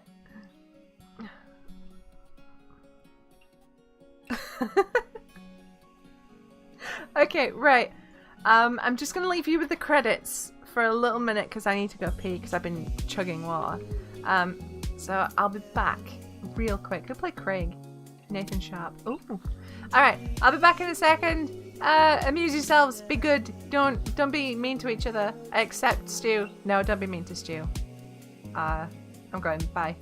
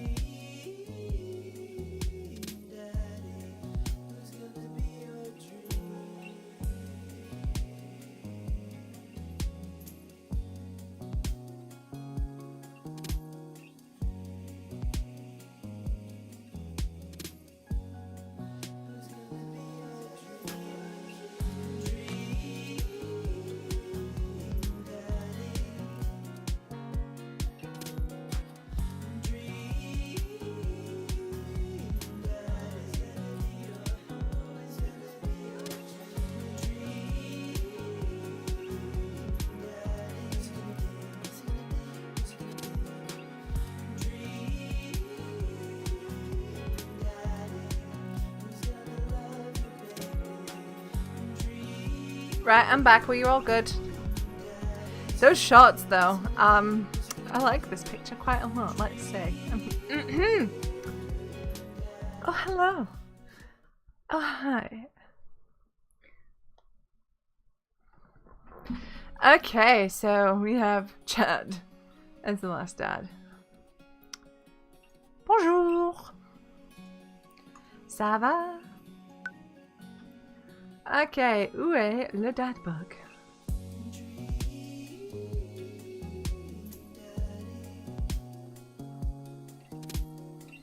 Dream,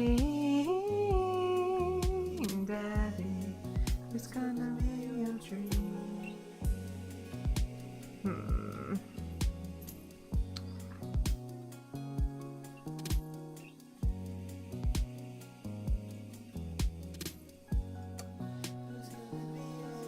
Welcome. You've got Dad. Joseph! Dad book, Joseph Christiansen.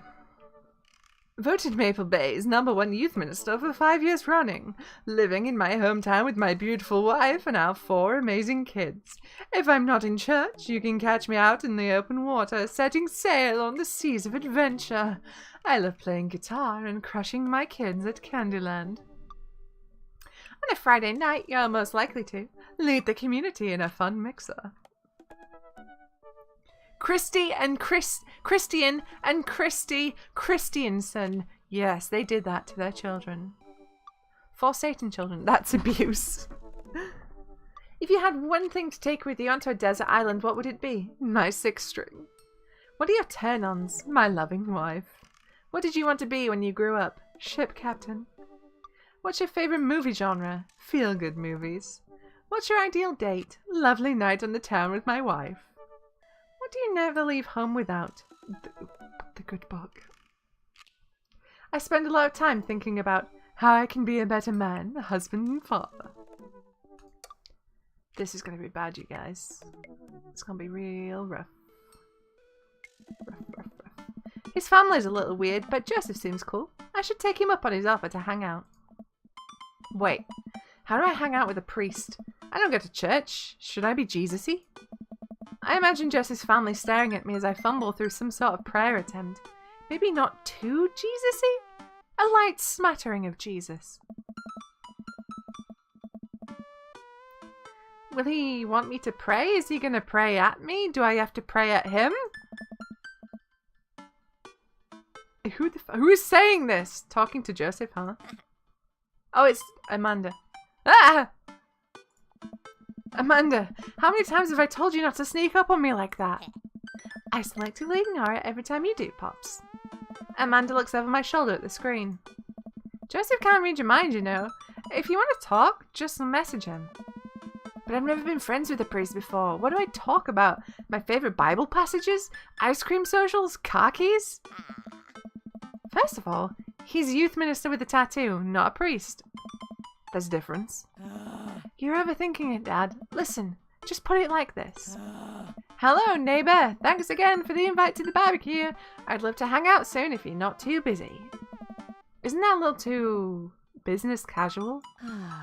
Fine. Give me the keyboard. I got this. Amanda focuses on the keys. Hi, Joseph. It was great meeting you and your family. I'm still new around here, so if you like, I'd love to hang out and get to know you. See ya. The smiley is a nice touch. Almost immediately, I receive a response. What did he say? Hi, Bill. If you're not doing anything in a bit, the kids and I are baking treats for the church bake sale today, and we'd love to have you over. It'll be a blast, so let me know. Joseph. That wasn't too bad. He uses a lot of exclamation points. I'm more concerned about him signing his name with a tilde. I'm willing to let it slide this time. I respond back. Sounds like fun, Bill. Well, guess I'm doing this. Great! Come on by the house as soon as you're ready. We'll be here. Save a brownie for me? Promise you won't sneak up on me anymore. Amanda stares at me unblinking. I don't make promises I can't keep. Real to a fault, Pops. And Dad? Please don't be weird about the religion thing. Me? Weird? Never. I make the short walk over to Joseph's place. Don't be weird, Bill. God, amount of times in my own head. Don't be weird, Susie. Don't be weird. I'm always weird. Spoilers. What if they hang up a bunch of crosses or collect those little porcelain babies? What if they're all praying? Do they pray before dinner, during dinner, over the porcelain babies? The door begins to creak open, a shadowy figure obscured on the other side. Who's there? Bill? The door opens the rest of the way. It's Joseph's eldest. What's his name? Hey. Hey. Krish. No, Krish is the baby. He's Chris? Christian's one of the twins. Christian is one of the twins with Christy. The baby's Krish, so he must be Chris. Hi again, it's, I'm Bill. I know what your name is. Oh yeah? We met at the barbecue. How's the, Please don't say it. Jesus? Chris blinks slowly. Maybe you didn't hear that. You're weird. Is your dad? Before I finish, Chris walks into an adjacent room, leaving me in the front of the open doorway. Home? This was a great first impression. For a moment, I wonder if I should just go in, further subjecting Joseph's family to my winning attitude and artful charisma. How's the Jesus is what he asked. Mercifully, Joseph peeks his head around the corner. Oh. Bill, you made it! Joseph approaches with his arms wide. I'm so glad you could come by. Are you ready to bake? I am not. I'm as ready as I'll ever be. That's the kind of semi-confidence I like to see in a baking assistant. Come on in. Oh. Joseph leads me to a bright, spacious home full of nautical knickknacks. This isn't what I imagined at all. It's pretty charming. Oh. I believe you met Chris, who left you outside. Chris? Are you going to apologize? Oh, right. Sorry. I try to make eye contact with Chris, but he keeps looking away. He must be really shy.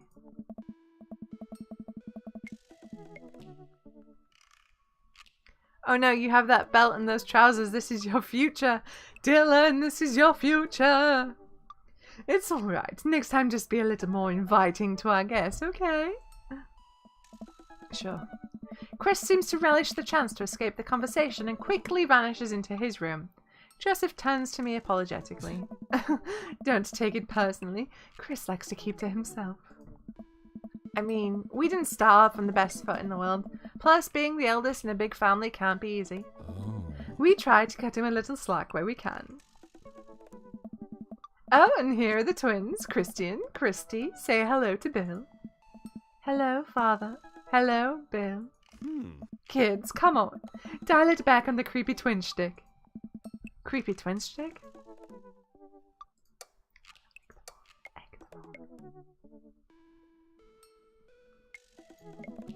Can you just say, come play with us, Danny? Oh no. The twins stare up in unblinking unison. Come play with us, Danny. Joseph covers his mouth and looks away, but he's clearly holding back a big laugh. This is it. This is my Dad World series. Okay, now say, please help us, Mothra. Please help us, Mothra. Oh. No, I can't take it. Joseph is trying his best not to break in front of his kids. The twins seem to be catching on and look eager to bust their dad, but can we keep it up? Save. Save. Let's go with something creepy. Now say, they all float down here. Oh. They all float down here, Father. Joseph can't take it anymore. Despite his quiet protestations, he's laughing pretty hard into his hand and the kids giggle with him. Let's try obscure. They all float down here. It really fucks me up that I hate clowns, and it is just fuck no. Now say, he who walks behind the rose. The twins tilt their heads in confusion. Uh-oh. He walks? He who behind some rose? The room is silent besides Joseph absolutely losing his mind. That last flub really sealed it. Children of the Corn? Really? Is that not mainstream? I'm off my game something fierce today. Ha ha! Something fierce! Ah! Great job, guys. We're scary. I was very scared. Joseph can't take it anymore. Despite his quiet protestations, he's laughing pretty hard into his hands, and the kids giggle with him. The twins, obviously pleased with their new arsenal of spooky weapons, leave the room to terrorize the rest of the community. My work here is done. Hey. I'm going to be hearing those lines for weeks. Next time we hang out, I'll try to teach them some lines from The Thing. Alright, so it looks like we've got a bit of a troublemaker on our hands. You think you can out-trouble a career pro? He wants that Bill Dick something. Mel, why? Why you do this? I don't know about that. Lords of Arabia. I'm suddenly interrupted by a loud crash from the kitchen. What now? By the way, he just said Lawrence of Arabia as an exclamation. That doesn't sound good, Christy? No one responds. Joseph furrows his brow and motions for me to stay where I am.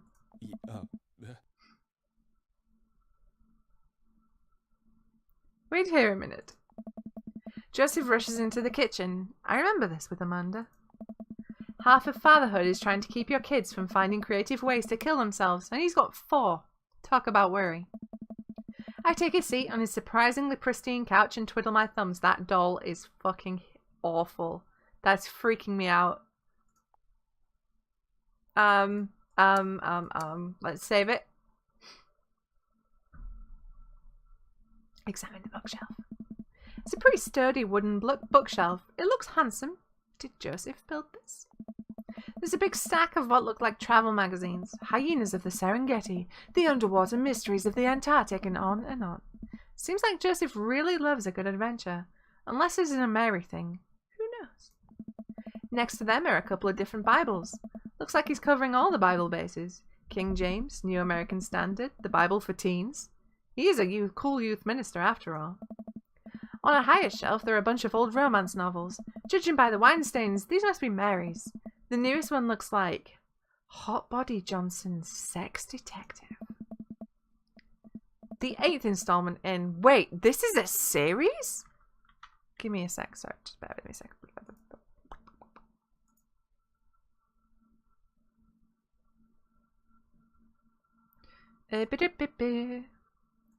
Ah, shit, clicking all the things. Examine the coffee table. There's a couple cool knickknacks on the coffee table in front of me. Hey, a cross. Hey, another cross. This one looks a little different. And a third cross. Unified design aesthetic. Smart choices. There's also a brass thing here. It looks like something a sailor would use to navigate with. I think they're called sextants. Does he have his Extreme Teen Bible? If not, he needs to speak with Elder High Church. He does. Sex. Examine the floor. Well, you have this many kids and things are bound to end up on the floor, no matter how hard you try to keep it clean. I spot a terrifying cloth doll that appears to have had both arms pulled off several times. It's been stitched back together a lot. Yeah, I'm sad that Taz is ending. But they're not going to end it completely, they'll just start a new campaign. The tag says C and C. Of course. I set that down and spot a houseplant. Hey, little guy. Keep being you, tiny houseplant. I spot one last thing on the floor next to the houseplant. It's a silver necklace. Wow, this looks expensive for something casually tossed on the floor.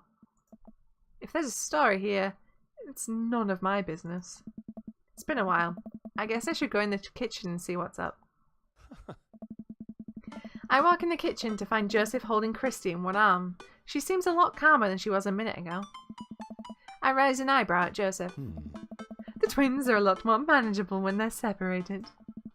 Where's Christian? Eh? He ran off. Christy dips a spoon into the brownie batter and gives it a taste. Dad, it's too sweet. Oh. You're too sweet. No, I'm not. You're so sweet we might have to water you down with spiders. No, not spiders. Joseph begins tickling Christy with his free hand.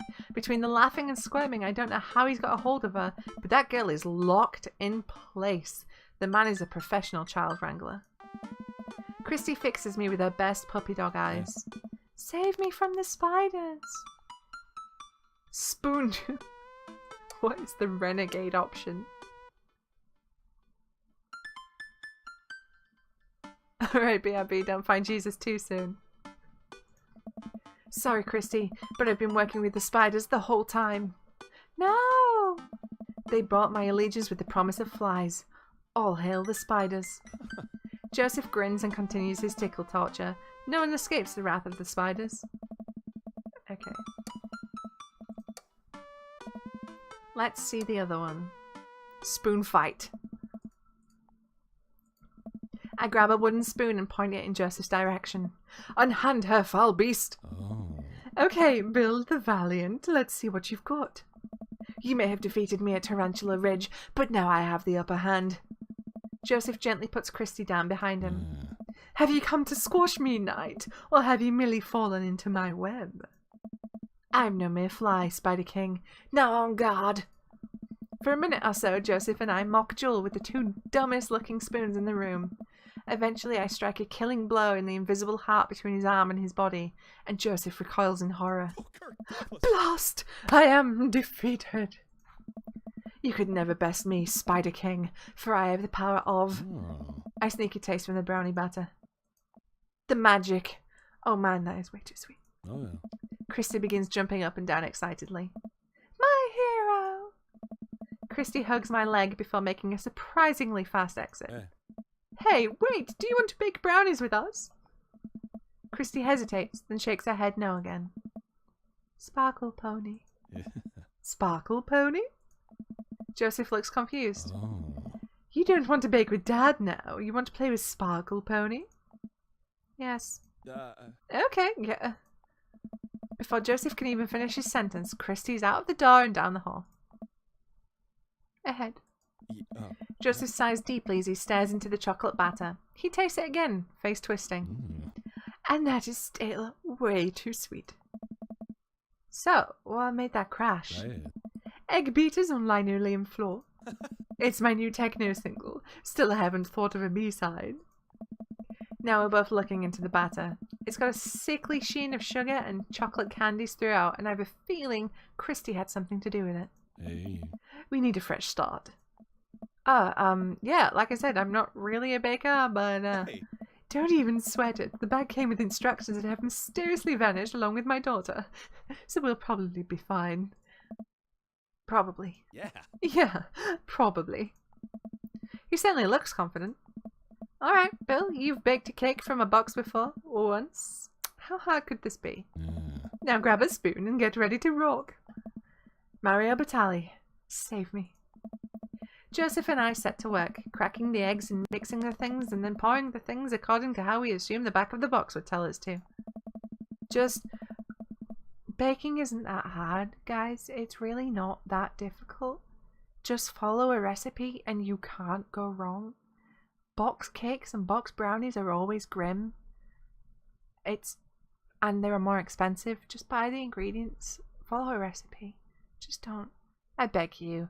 As someone who does like to bake, don't use box stuff. It's grim. I beg you. Things go according to plan. Soon enough, we have a solid batch of brownies. Hey. Phew. Wait. Joseph has a little dot of batter on his nose. Oh. Wow, Bill, way to use those dad skills. I bet you've baked a few box mixes in your time. Yeah, right? Bake it from scratch because A, you feel better about it, B, it tastes better, and 3, you fucking made that all by yourself. That's radical. You don't need fucking Betty Crocker to give you cake mix. Nah. His nose. Joseph. Oh. All we have to do is bring these to the bake sale and voila, duty done. Ooh. Now help me find Christy. Keep your eye out for a pony that sparkles. Joseph, hold still. Oh. What? Thumb in position. Dad thumb, dad thumb, dad thumb. Got it. Eh? Joseph's eyes go wide as I gently wipe the chocolate off his nose. Is he blushing? Oh, thanks. No problem. In less than a second, I've licked the batter off my finger. It's really good batter. Dude, that's on his nose, Grim. We should find Christy. Hmm. And if you made it from scratch, the calories don't count. That is true. And even better, if someone made it for you, the calories extra don't count if someone else made it. Yes, we should do that, Bill. Joseph quickly composes himself. Oh. All right, she can't be far. You take the delta position and I'll watch your 6. Do you even know what that means? Yeah. Alpha Tango Sparkle. Roger, Roger. Joseph stops making his way down the hall and calls back to me. Take the brownies and the rest of the stuff I baked earlier today while I get Christy. We'll meet you out by the car. Yeah. Joseph, Christy, and I arrive at the church parking lot to find fold-out tables and pop-up tents already set up. Looks like the bake sale is already in full swing. Yeah, you actually lose calories for eating cake that someone else made for you. This is a scientific fact. Wow, this place is packed. Is this packed? There are a few people milling around. Must be a value pack. Oh, if you can count a city's population on your fingers and toes, this counts as packed. Point. Christy rockets out the car and into the lot. Is she running? Oh, I accidentally fat-fingered the button then. I want to sell brownies. Oh. Okay, let's get set up. I want to see Mum. Aye. She's down by the other row of tables helping out another group. When I go over there and tell her I said hi. Mum! Christy zips off immediately. Joseph seems unconcerned. Does she always run that fast? Hey. Yeah, and I can only catch her half the time. These knees aren't what they used to be. I remember when Amanda was her age, I couldn't get her to sit still for 5 seconds. Yep, great age to deal with. Yeah.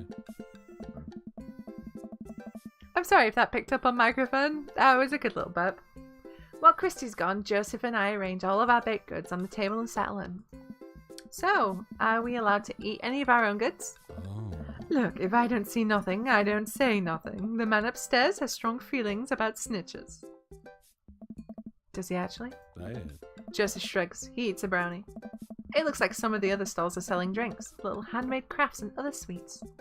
Well, someone brought a soft-serve ice cream machine. I gesture to it. How are we supposed to compete with that? Please, this isn't my first time to the rodeo. The bake sale rodeo. Welcome back, Mel. Oh. There's actually no rodeo here, it's just a bake sale. I think you and I put together can make one pretty convincing argument for these brownies, don't you? Okay. Save. Oh, yeah. I'm gonna do this one first. Ooh, I reach for another brownie to stress eat my worries away. Joseph smacks my hand before I can grab it. Focus, Bill. Oh, I got told off. Wop wop.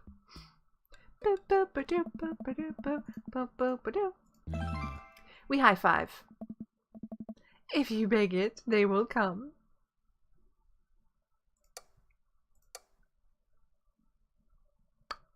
Oh no. I'm just gonna test the other one. Joseph gives me a reassuring pat on the shoulder. If you bake it, they will come. Yeah. It's not long before I have our first customers. Hey! Oh. Hey, dude. Hey, yeah. Hey, I'm Mandy. Matt, come and see. Great to see you guys out here. Oh. Happy to support a good cause. Plus, you know, as the owner and proprietor of the Coffee Spoon, an establishment that specializes in baked goods, I have to scope out the competition. Joseph leans close to me. This guy knows his stuff. Stay on your toes. Stop. What recipe did you use for these brownies? Don't say you use the box recipe. Don't say you use the box recipe. It's just how Nonna used to make.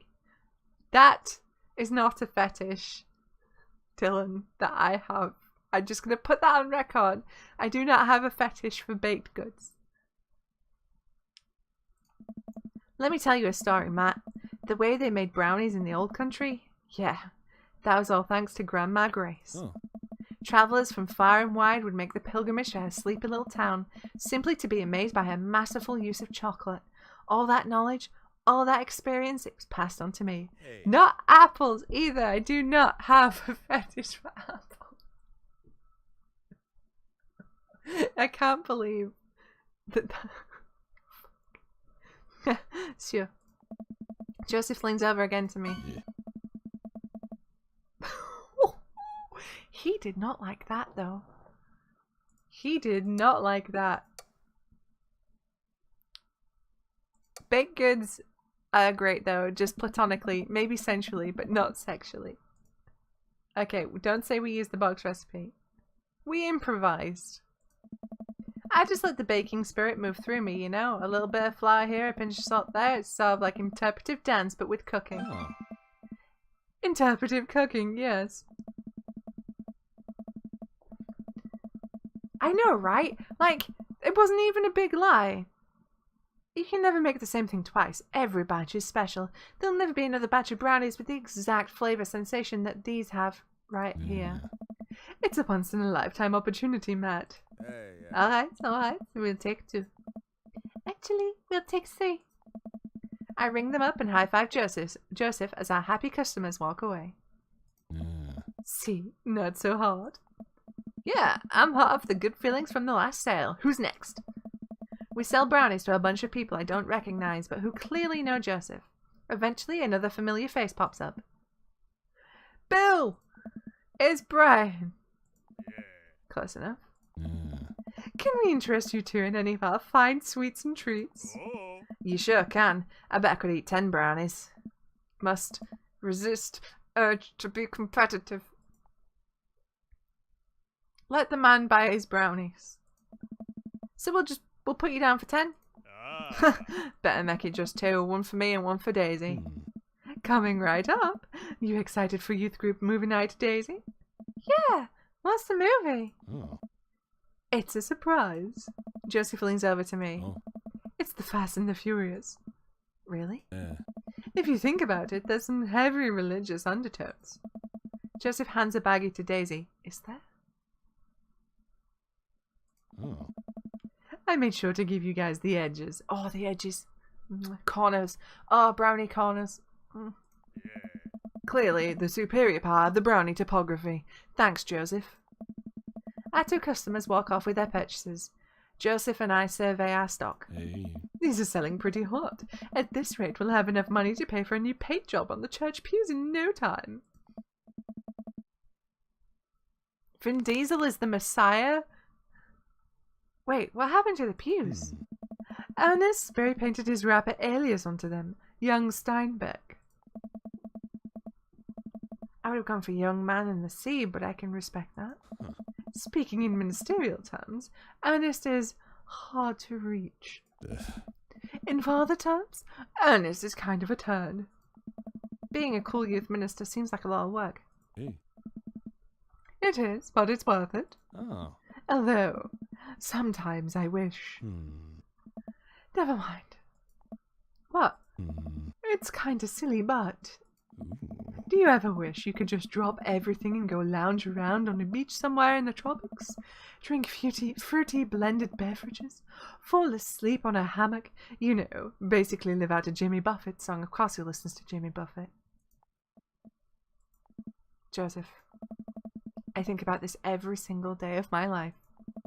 My dream is to live in Margaritaville. Thank you for that follow, Kiddo the Artist. Welcome to the stream. Hope you're having a good day. Oh. One day, my friend, one day we'll be on island time. Hey now, Jimmy Buffett is a saint. We make a couple more sales to some more church patrons. Everything seems to be going smoothly. Off in the distance, I spot my old buddy Craig. Oh. Craig! Oh. He's going to be a hard sell. Craig's a fitness man. I think he comes to these bake sales to test himself, to see if he has the resolve to refuse processed sugar. Hmm. Are you sure you're ready for this? We go way back. I got this. Craig jogs up to the table with Briar and Hazel in tow. They're each finishing an ice cream cone, so it's unlikely we're going to sell them on brownies too. Probably won't be able to sell to the baby. She's impossible to read. It all comes down to Craig. Hmm. Hey, bros. Hi, Uncle Joseph. Hi, Amanda's dad. Would you be interested in one of our delicious homemade brownies? Oh. I don't know. You can't spell diet without dying. Heisel is the German translation. Okay, well, let's go with remember that one time. Hey, Craig, when we were freshmen, remember how our next-door neighbours pranked us by switching out our laundry detergent with dish soap and how the washing machine exploded with suds? And then we decided to get back at them by baking brownies for them, but sprinkling high-intensity hot sauce into the mix, and then we watched them cry after eating it. Hey. I would feel bad about that, but we had to clean up the laundry room ourselves. Anyway, these brownies are like that, but without the hot sauce. Maybe you should get one, for old time's sake. Oh. Craig thinks for a second. Hmm. Well, the girls just want a game. Oh. You know what? We'll take one for each of us. Oh. Even River. Hmm. I'll eat hers. Hmm. You've got yourself a deal. The day winds down and we're pretty much out of items to sell. Everyone starts packing up. Christy eventually comes back and immediately falls asleep in Joseph's folding chair. Oh, so Jimmy Buffett does like chill island, like summer music about, you know, being on the beach and carefree and drinking margaritas and having a good time with your pals.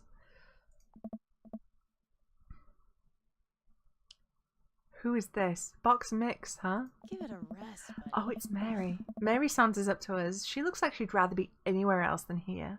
Ooh. Oh, hi, honey. Yep, they're selling like hotcakes, which is, actually, they're just brownies. Cute. Oh my And God. boring and safe. Hey, Mary. Mary's eyes dart over to me. What's the rookie doing here? I was just hoping to introduce Bill to the rest of the community. Ah. Uh-huh. You get a load of this freak show? What? Weird folk is all. Holier than thou types. Don't you think, Bill? Yeah. Mary, Come on. let the kid answer the question.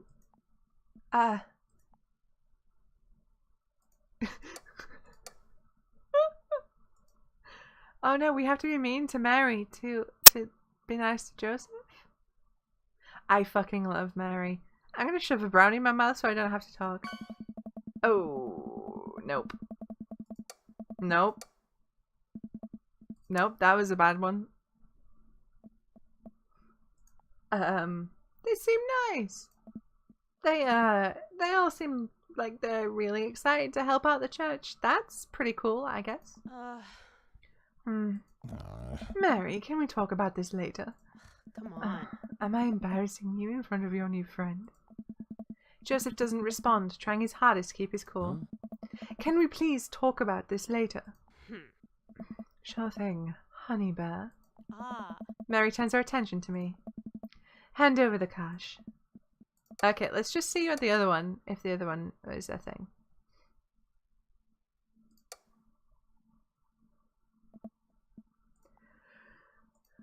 I struggle to put this diplomatically. I'm definitely new to the church crowd. It's, different. Mary, bloop bloop bloop, bloop bloop bloop. Hand over the cash. Ah. Jesus, I'm not trying to rob you. I'm in charge of the funds here. I hand over the cash we've made. It feels like a hefty wad, if I may say so myself. Hey. Thanks. Hey. Now give me your wallet. What? Hey. Give me your wallet. You think this church is going to fix itself? Huh? Thank you for that follow. Is that us? Mary. I'm Hmm. kidding. I'm kidding. Sorry.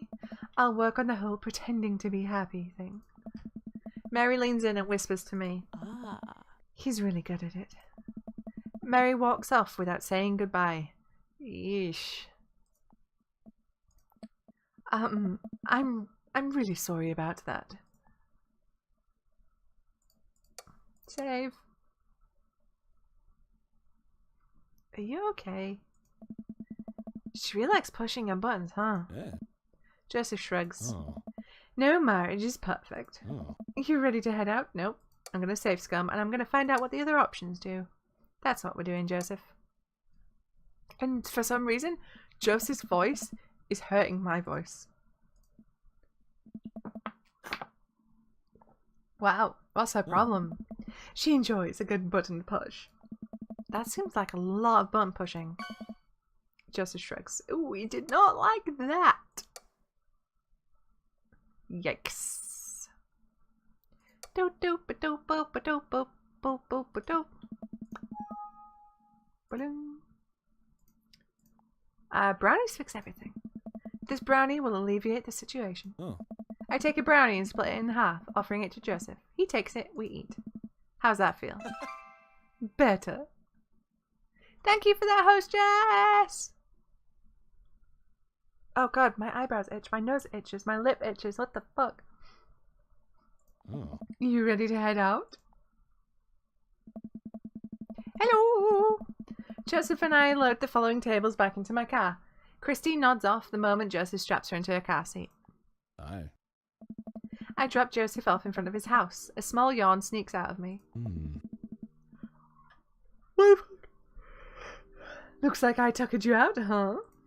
I'm a sleepy dad. I think I might finally be crashing from all the sugar. Hey, Dusty! Huh, I won't keep you up then. Ooh. Thanks for helping out today. Happy to do it. Also happy to eat brownies. Oh. Well, next time I promise we'll do something a bit more exciting and a bit less free labor and, I'm very sorry about the whole thing with Mary. You shouldn't have to see that.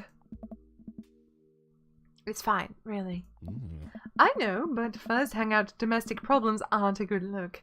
You barely know me. Yeah. Let me make it up to you next time. It won't be Margaritaville, but we'll do something fun. Promise. I smile. I like that. Hey. Oh, and one last thing. Joseph tosses a cling-wrapped brownie, cling film through the window. It hits me in the face, but I'm able to catch it. Ooh. It's the last one. You earned it. Joseph, please don't leave me alone with this brownie. Nope, too late. I'm already walking away. But, bye! Joseph walks up to his home. He waves at me before carrying Christy inside. Well, looks like it's just you and me, brownie. See, if this was actually me, I'd eat the brownie now because I have no impulse control. So I gotta be true to me.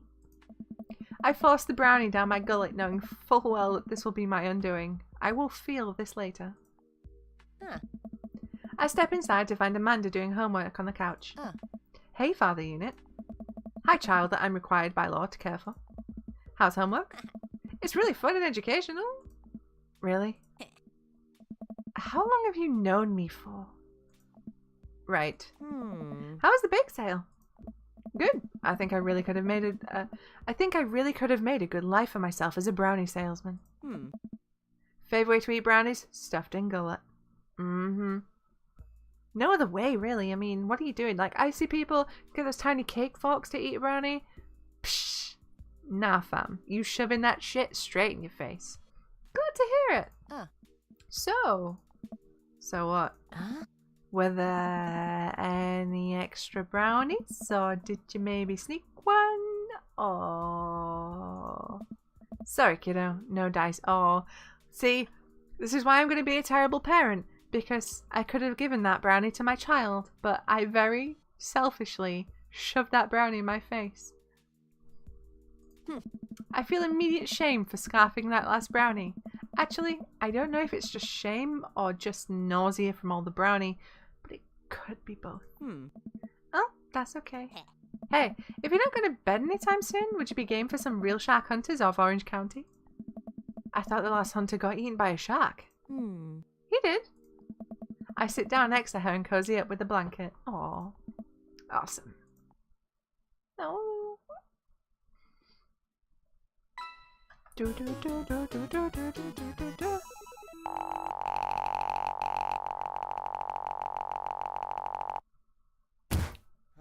is it? That was great. S-rank that dad. Welcome. His achievement's You called got Margarita S. Zone.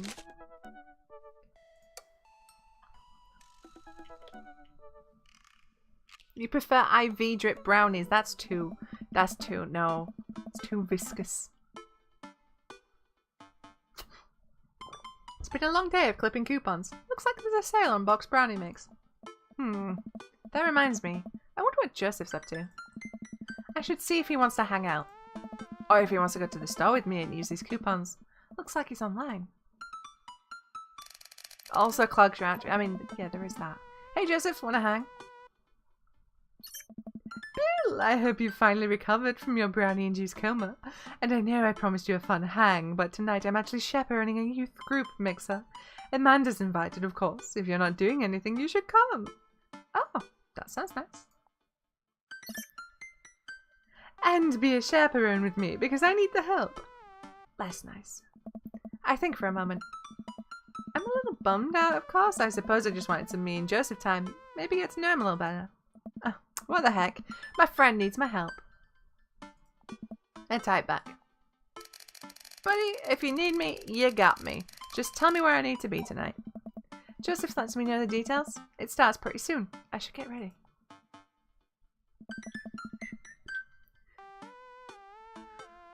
I knock on Amanda's door and peek in.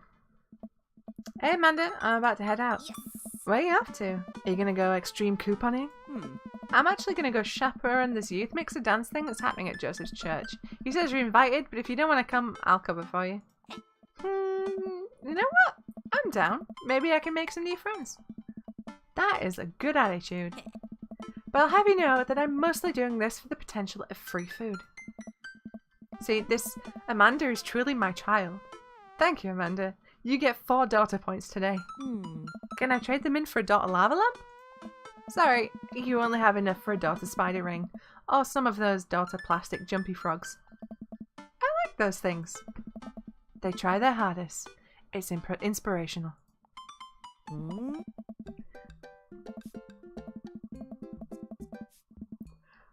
I'm...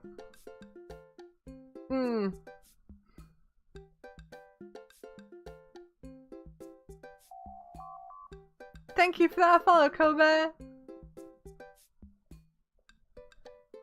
Oh.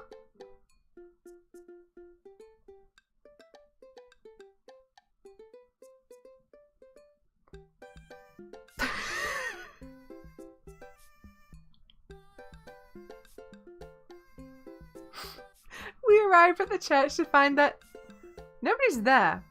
There are decorations and balloons and banners and everything, but no youths. I've been to a couple of dances in my life, not when I want to paint myself as some sort of dance expert, but usually dances require people. And those people need to be dancing. All of a sudden, Joseph jogs up to us. He looks frazzled. You're here! I need your help! Joseph gestures to the hand-painted banner hanging above the church doors. Thank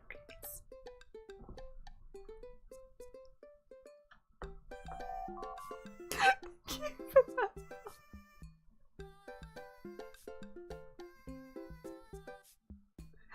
It reads Jesus is coming.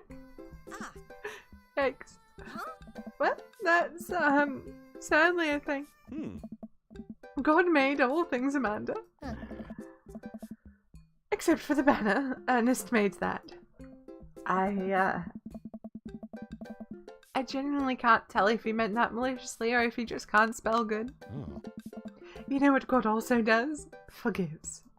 He forgives teenagers and he never, ever breaks their box mods. Are you gonna break Ernest's box mod? No, Amanda, that would be a sin. I think it's the one right after sloth.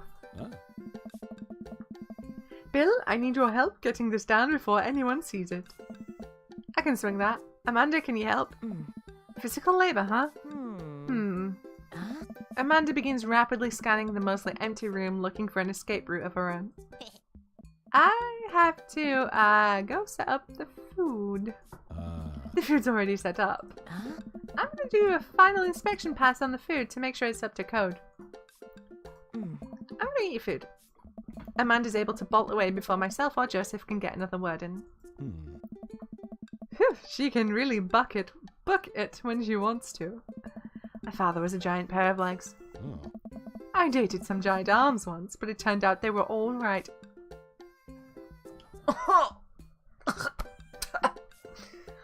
It's at this point I wish I had those fake blood capsules, because I'd just be like... You must have been devastated. It was Armageddon. No, it's, I get it. Yeah. I'll workshop it. There's a gem in there somewhere. Nice. I'm really glad you're here, Bill. I can't believe this is Aaron. This is fucking Egoraptor. Why?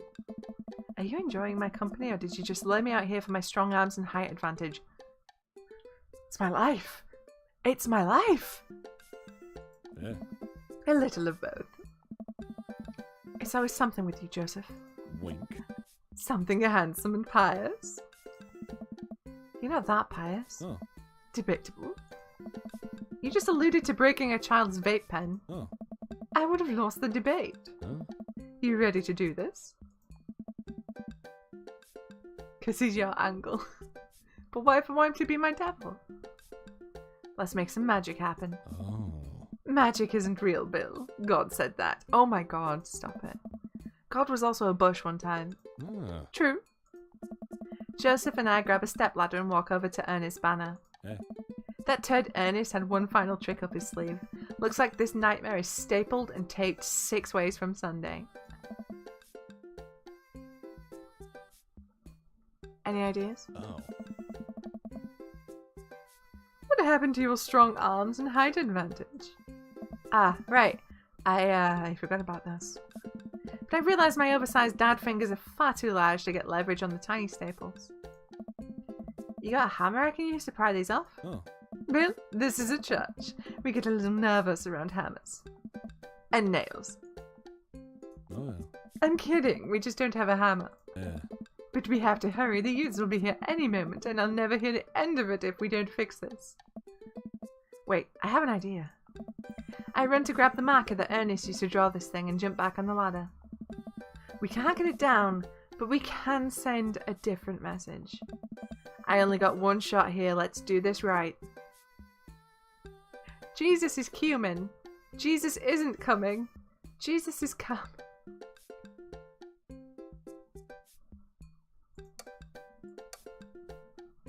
Jesus is cumin. I just want to see the options. I managed to completely cover the G with the marker. No one will be the wiser. See? Like, Jesus is cumin, the spice. Because, you know, he's all things, even a thing of spice in your spice rack. This is a loose cannon interpretation of my religious doctrine. Well, at least he's not coming. Why didn't you just turn the U into an O? Great idea.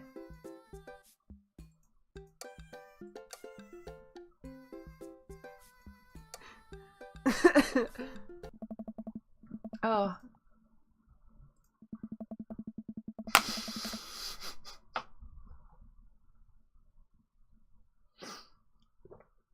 I quickly scribble my addition to the banner with some creative usage of space. Ta-da! Now he isn't coming. That doesn't really take care of the sexy connotation. I guess I should have thought this out. Oh, Yeah. you really could have just turned that U into an O. Oh. I mean, I guess we're gonna get that no matter what we pick. But, I'm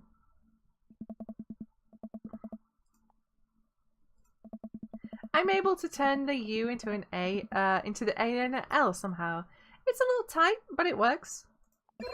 Well, that's, true, I guess. Basking his calming presence, Joseph. Relax. Crisis averted. Let's just hope the youths don't notice. Joseph checks his watch.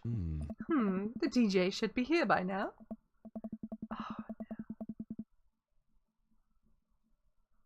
Just then, the door swung open and a man struts in with his DJing equipment. Lawrence of Arabia!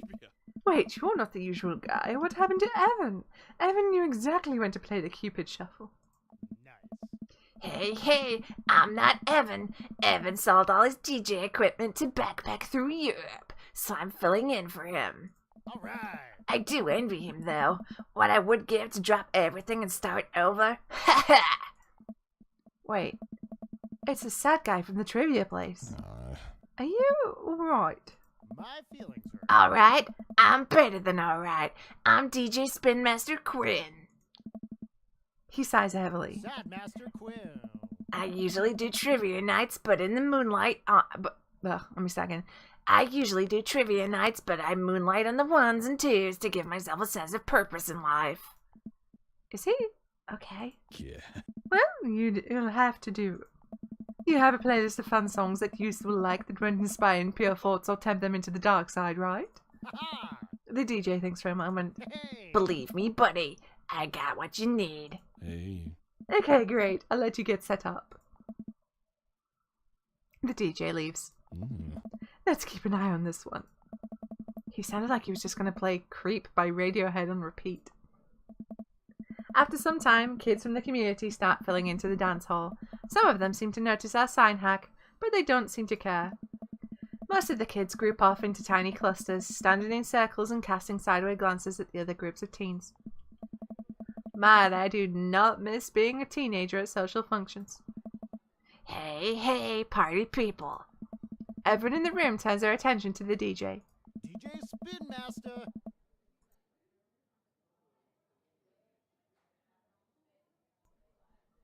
Sorry, I just have to do a really big burp then, and I didn't want to blast it down the microphone at you. DJ Spin Master Quinn coming at you with the sound the people want. We're off to a good start. This next tune goes out to the ladies in the audience. Ladies, let me hear you say yeah. A few half-eyed yes echo through the crowd. All right. Ha He sighs again. Man, it's been a heavy couple days. This next one's actually just for my wife, Sandra. I hope we can work things out, my little honeysuckle vine. Now, who wants to listen to Radiohead's Creep?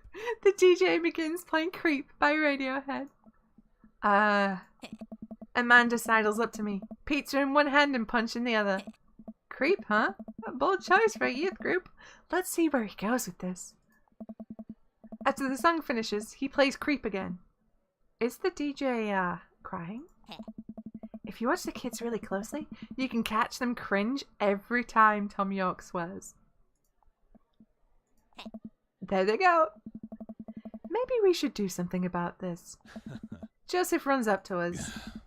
He's killing the vibe. They're listening to swears, sad swears. We have to do something. Yeah. You guys should try to give him a pep talk. Like, maybe work him up to Everybody Hurts by R.E.M. or at the very least No Rain by Blind Melon. You want to help us cheer him up? Actually, I just saw my friend. Frederico. Frederico? He's from Latin. I didn't know you were taking a Latin class. I'm not. So he's from the country Latin. Ugh. Yes, it exists. Don't Google it. You can go, Amanda. It's fun. And she's gone.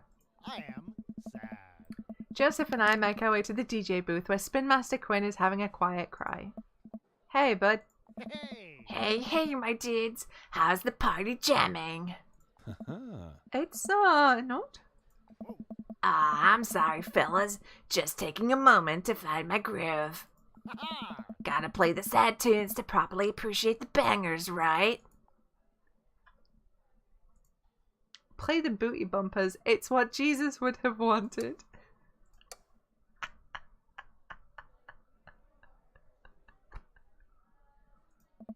Listen, buddy, this is a church function. The songs you're playing seem... they're a bit much, don't you think? It's kind of bringing everyone down. You should put on some top flight stuff, like lift everyone's spirits when everyone's dancing and happy that it, makes the good Lord happy. Right, Joseph? The good Lord does love a song that slaps. And he's a minister, so you know he means it. Let Jesus take the wheel here. Let Jesus take the wheel. Okay, let's see, what the other... That's not how DJing works. Now stop me if I'm out of line here, since I've never been a DJ and I don't have any current plans to become one, but I don't think that's how it works. The kids came out here to have a good time. You gotta cool it on the sadness. My feelings. Hey, buddy, if it's problems you're having with, Hey. Joseph leans in close to me. Yeah. What was his wife's name again? Sandra. Yeah. If you're having problems with Sandra, Yeah. I can help you too. I do counseling. It's my job here and I'm very good at it. All right. Oh, I dunno. Eh. I can tell that you're hurting. Nobody voluntarily listens to that much Radiohead on repeat unless they're really going through some tough times. Trust me, I know. My feelings. Joseph places a hand on Spin Master Quinn's shoulder, who immediately collapses into Joseph's embrace, crying quietly. Huh? There, bud. It's going to be okay. I'm so sad.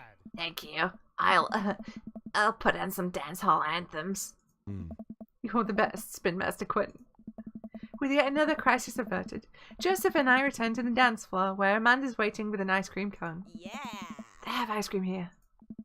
Good work, Amanda. How's it looking out there? Well, for a dance, there's not a whole lot of dancing.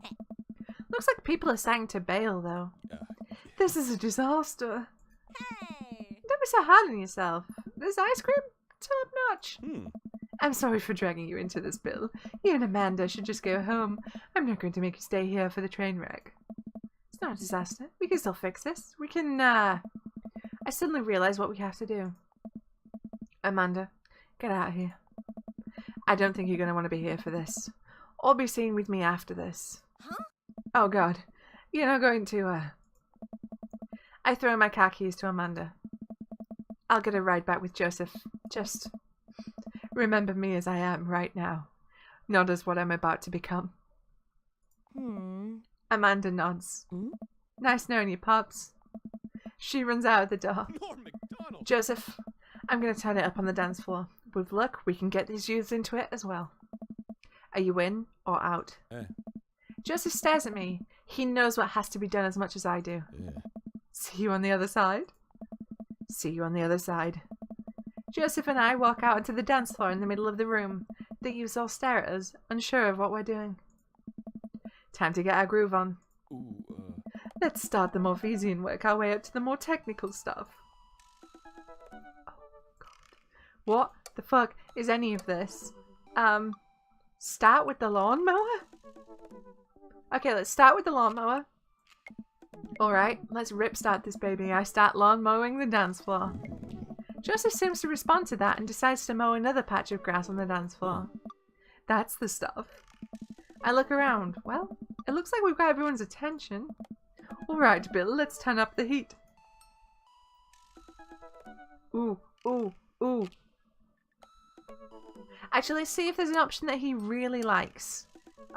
We are save scumming. I do realise we are save scumming, but try roll the dice. I pull out the classic handshake and dice throw to the music. I'm a little offbeat, which is to be expected of any dad, but I think this is a nice baseline to work from. Joseph follows along, bopping his head to the beat. Simple but smart. That's good. I look around. Yeah, we've got everyone's attention. Right. Let's try the worm.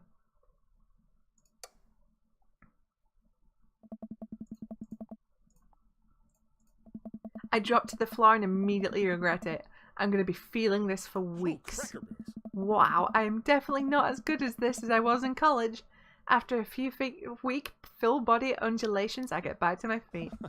I appreciate your enthusiasm, but too much too fast. Also, you're covered in dirt now. I look around at all the semi-disgusted youths. Maybe that was the wrong move. Maybe that was the wrong move. Jamie, your dad dancing skills aren't quite up to par yet.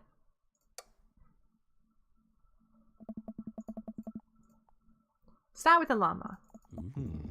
That's the stuff. Okay, let's turn up the heat. Turn up the heat.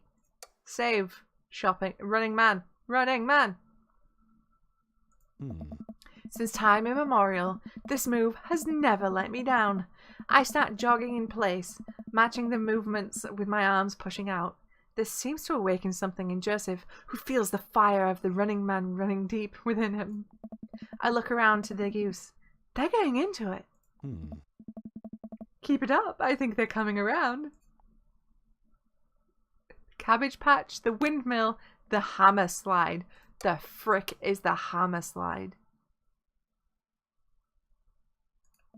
I tried to do the hammer slide. Honestly, it's not a bad bit, but the kids don't get too into it. Good effort, buddy. But I think that pan flashed a little too long ago. They're not looking too lively yet, but we can still turn it around. Okay, there are so many saves.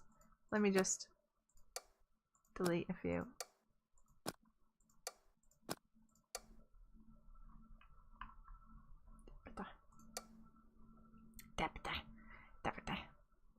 The windmill.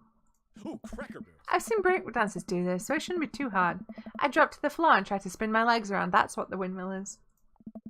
I'm sure this does not look appealing. That doesn't look appealing. Oh, nope, no one has appealed. Thank you for that follow, Gambler! My throat hurts so much. Cabbage Patch, then.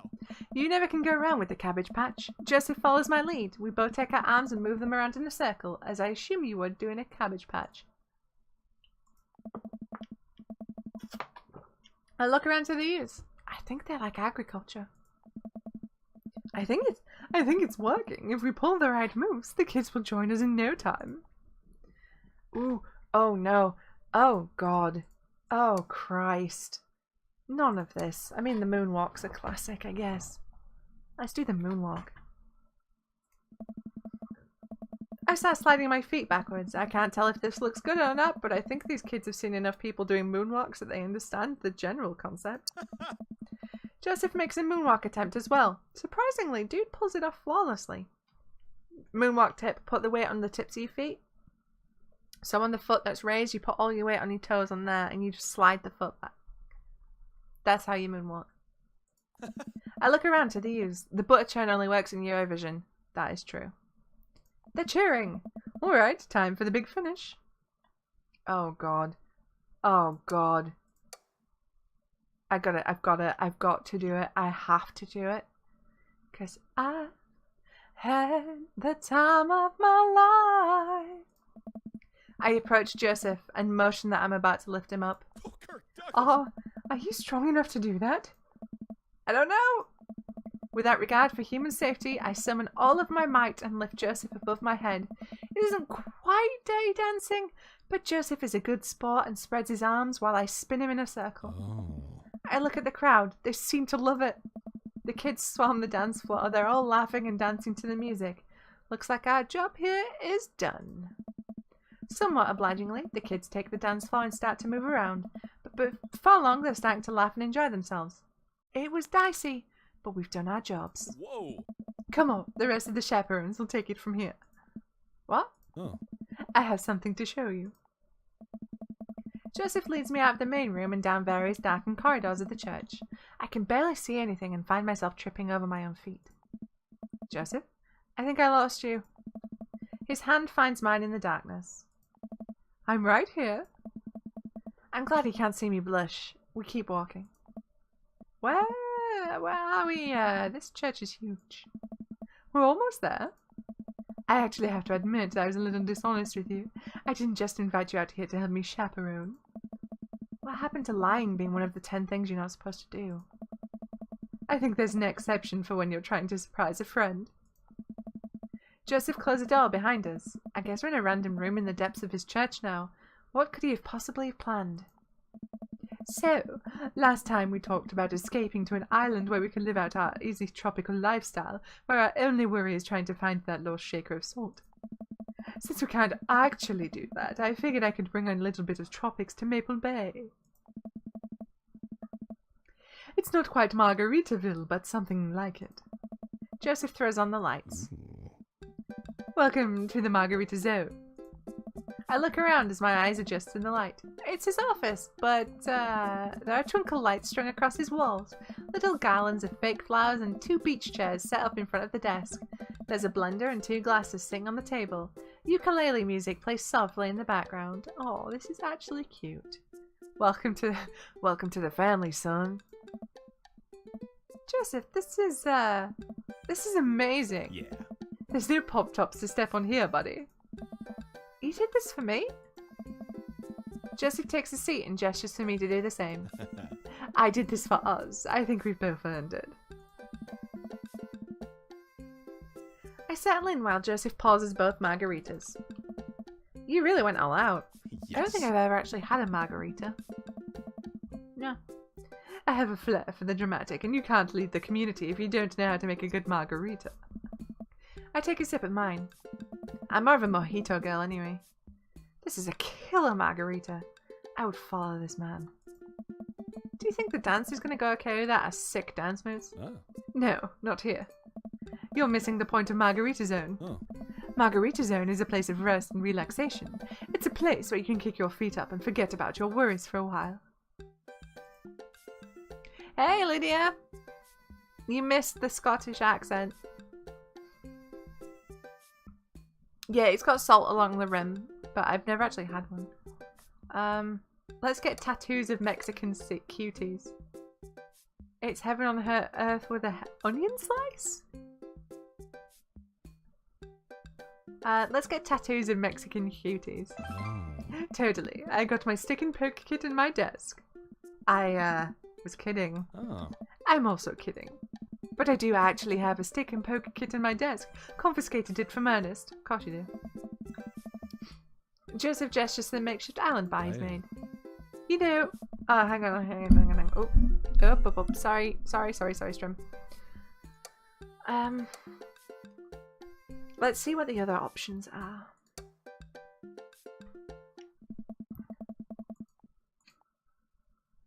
Oh. It's a real fear. Thankfully no heels will get cut in my version of Margarita Zone.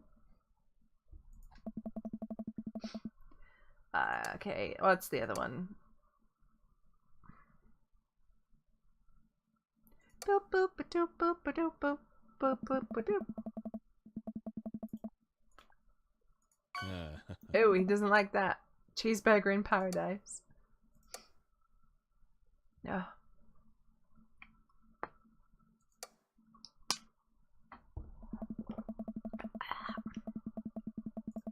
Okay, let's do the Mexican cuties one. You know, it's funny. This reminds me so much of when I was younger. I've been meaning to ask, what did you do before you started preaching? It's uninteresting. I left home young and got into a lot of trouble. What? Kind of trouble. Trouble meant I got to go wherever I wanted, whenever I wanted. I hitchhiked around the country, went on adventures, met all kinds of people, did some stuff I'm not too proud of.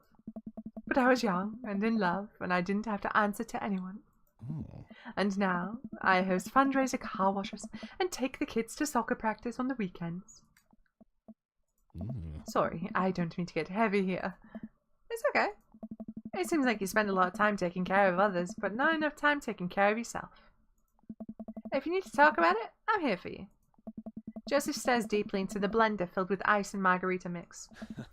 It's just... I think about Margaritaville a lot. Or I guess the concept of it. A place where I could just strum on my six-string while I wait for the shrimp to board. Drink margaritas all the time. Forget my worries. It's an easy life. I had Margaritaville once. Oh. But I think the closest I'm ever going to get back to it is Margarita Zone. A short and occasional reprieve from my daily life. Is that such a bad thing? I mean, this is pretty nice. It doesn't last forever. That's the rub. When you're in Margarita Zone, it's not like your problems have really gone away. You're just choosing to ignore them. Maybe you're looking at it the wrong way.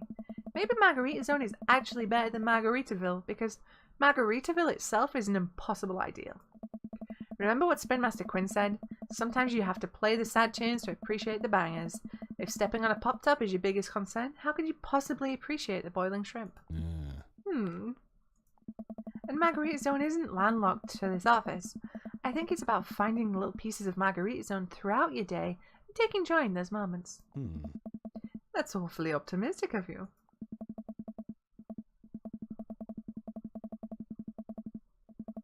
It doesn't have to be anything big. For me, I think it's being able to quietly do word jumbles and drink some strong coffee in the morning to see my daughter smile, or I smile at Joseph, to spend some quality time with a good friend. Yeah? Yeah. I can feel myself leaning closer to Joseph. Is it just me or is he leaning closer too? Joseph tenses up. He downs the rest of his margarita and hops up out of his chair. Oh. It's getting late. We should head back. Sure. Joseph and I make sure the dance wraps up without incident before he takes me back to the cul-de-sac. I hop out of Joseph's car before he pulls into his own driveway. Oh. Thanks again for the help. Thanks again for margarita, Sam. Maybe we'll go back there one day. If we do, it'll be my own downfall. Joseph chuckles and drives away. I walk into my living room to find Amanda curled up under a blanket and groaning on the couch. Hey Panda, you feeling okay? Dad, I have a tummy ache. Eat too much youth group food? I drank too deeply from the well of life and now I pay the price. And by well of life, I mean that big lukewarm punch bowl of seltzer, juice and sherbet. Amanda slides to the floor with an elongated groan. Need anything, kiddo? A time machine that goes back approximately 2 hours in the past so that I can warn myself of the folly of excess. I'll pour you a glass of water. Where have you pops? How'd the dance go? Oh, I crushed it. Got the kids on the dance floor at the expense of my dignity. A fair trade. Also, everything hurts. I'll see you in the morning, kiddo. Night, Dad.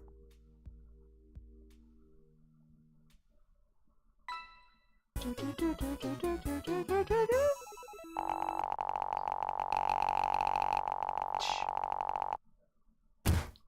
just fall into your eyes. S-rank that, Dad. Oh, yeah. It's a beautiful night and the air smells so fresh, so I decide to take a long way home. I casually stroll through the neighbourhood, taking in the sights and sounds of a suburban city with a low crime rate and wide, walkable sidewalks at night. Oh, right, so it's making me go to the bar. Okay, we're going in the bar. Now, this should be different because we've already met Mary through Joseph, so... we've done this bit, spots are nice. I look over into the corner and spot none other than Mary, sitting alone and in the corner, nursing a cocktail. Something about her seems different this time. Now that she's by herself and not hanging off some younger guy, she looks so sad. A pang of guilt shoots through me. Does she know? Is this because of me? Am I a homewrecker? Say hi. I decide to go say hello. I walk over to her booth. She doesn't look up. The seat taken? She still doesn't look up. I take a seat anyways and she finally notices me.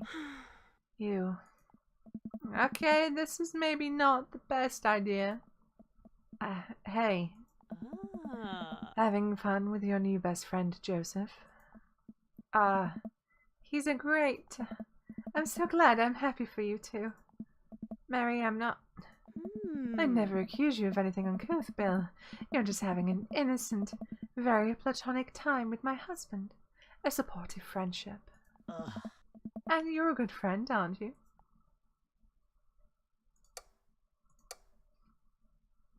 There's no way to win this. I'm there when he needs me, Mary. Yeah, just a friend.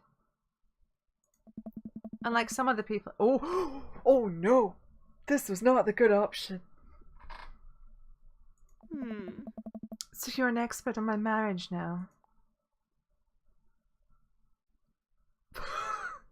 Okay, I'm gonna just be a total dick. And then I'm gonna get the safe scum and go pick a not dickish answer. Doesn't take an expert to see that you two are miserable. Then what does that make you? We were miserable a long time before you started poking into our business, buddy boy. Don't come around thinking you're some paragon of empathy just because you got involved where you weren't welcome. Mary takes a long sip of her drink. This was a mistake. You know, you're really not his type. I'm surprised. Oh, she pays the tab and strides right at Jim and Kim's without looking back. Hi, yi, yi, yi.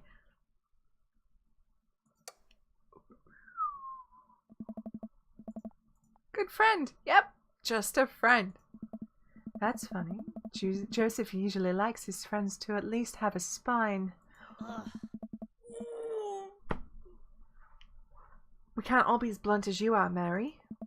So you're an... Oh, God. Is there a right answer for this, or do we have to have a fight with Mary? Do I have to fight Mary now? Okay. Ah. Hey, not everyone likes to yell at their spouse's friends for no reason. So, you're an expert on my marriage now? I'm not trying to be an expert on your marriage. I'm just trying to be there for my friend, okay? Oh, you're there for him. I see how you look at him. I bet you're there for him a lot. She takes a lot. Fucking hell. You know. Okay. Right.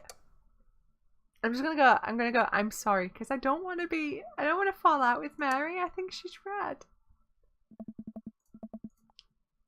Yep, just friend. Come on. I can tell that you're having a rough time, and I just want you to know that it doesn't have to be like this. I don't want any hard feelings between us, Mary. Mary pauses. Oh. It's all messed up. I'm sorry. Ah. I'm sorry for us both. Oh.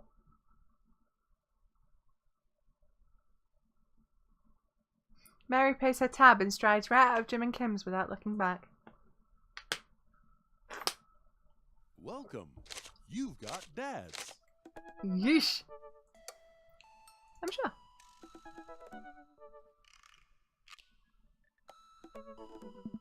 Don't skip the corners. Don't skip the corners.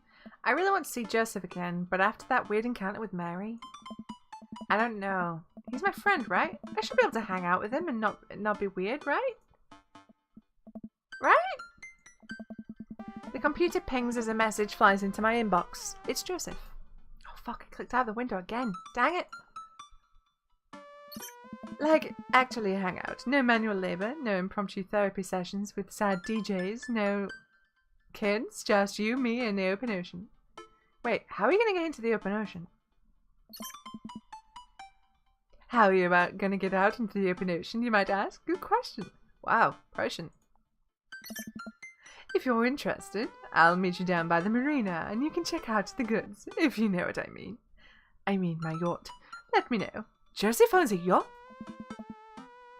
Joseph owns a yacht? Hey. I'm as surprised as you are.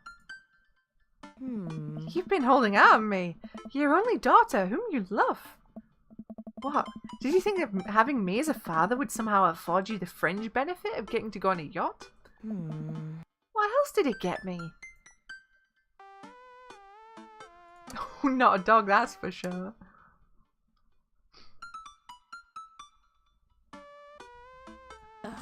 Your words cut deep, Pops. Real deep. Dad, if there's one thing in the world that's better than a dog, it's a yacht dog. You and your yacht dog, that's a bond forged through the trials at sea. Relax, kiddo. Joseph's inviting me onto his yacht. It's gonna be a yacht of fun. I'm glad you're excited, but that doesn't mean you get to start throwing out puns. Why yachts, Amanda? Well, I gotta go get ready to go on my friend's yacht. I start to walk away, but Amanda stops me. Oh. Hey, in all seriousness, I hope you have fun. But make good choices, okay? But Dan, don't stay out too late or you can't go to Jennifer Longcliffe's birthday party this weekend. She promised me she would propose to me, but ended up going with Logan Crutchfield. I'm not going anywhere near that party. Good bit, Dad. Good bit. I respond back to Joseph, letting him know I'll be there. A quaint marina complete with local mom and pop shops and a small diner frame the bay. I've gone for a few walks by the bayside to stare enviously at all the nice boats before. Joseph should be around here somewhere. Gosh, this is fancy. I feel a little out of place. Hey, Bill. Joseph, where are you? Up here. I look up. Joseph waves to me from atop a huge yacht. I've never been on a yacht before. You never forget your first. Wink. I glance at the name on the side of the boat. The St. Peter. Huh? I inherited this thing from my pops. Real fire and brimstone type. Loved yachts. So what's the plan, Captain? I figured since last time we went a bit sideways, we could cast our lot out on the open sea, wrestle with Neptune, set sail on the seas of adventure. You kind of a goofball when you're not wrangling your kids, you know that? Joseph smiles and winks from his perch. I have no idea what you're talking about. Joseph hops down and extends a hand to me, helping me up onto the yacht. I'm thrown off by how soft his hands are. Does he moisturize or what? Bill, stop thinking about his hands. Pure thoughts. You're going to be in a boat, alone, with Joseph, on the open ocean. It's a yacht. He's married. It's fine. This is fine. After undoing the mooring and climbing into his captain's seat, Joseph slowly takes the boat out, ringing the big steel bell with extra emphasis, even though nobody else seems to be around.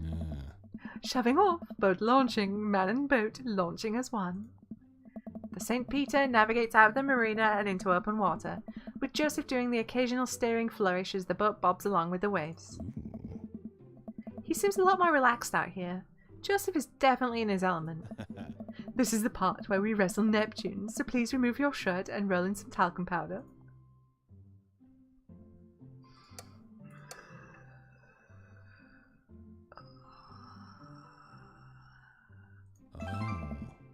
Okay, that one got some cocoros. God, my nose is so itchy. Why? Why?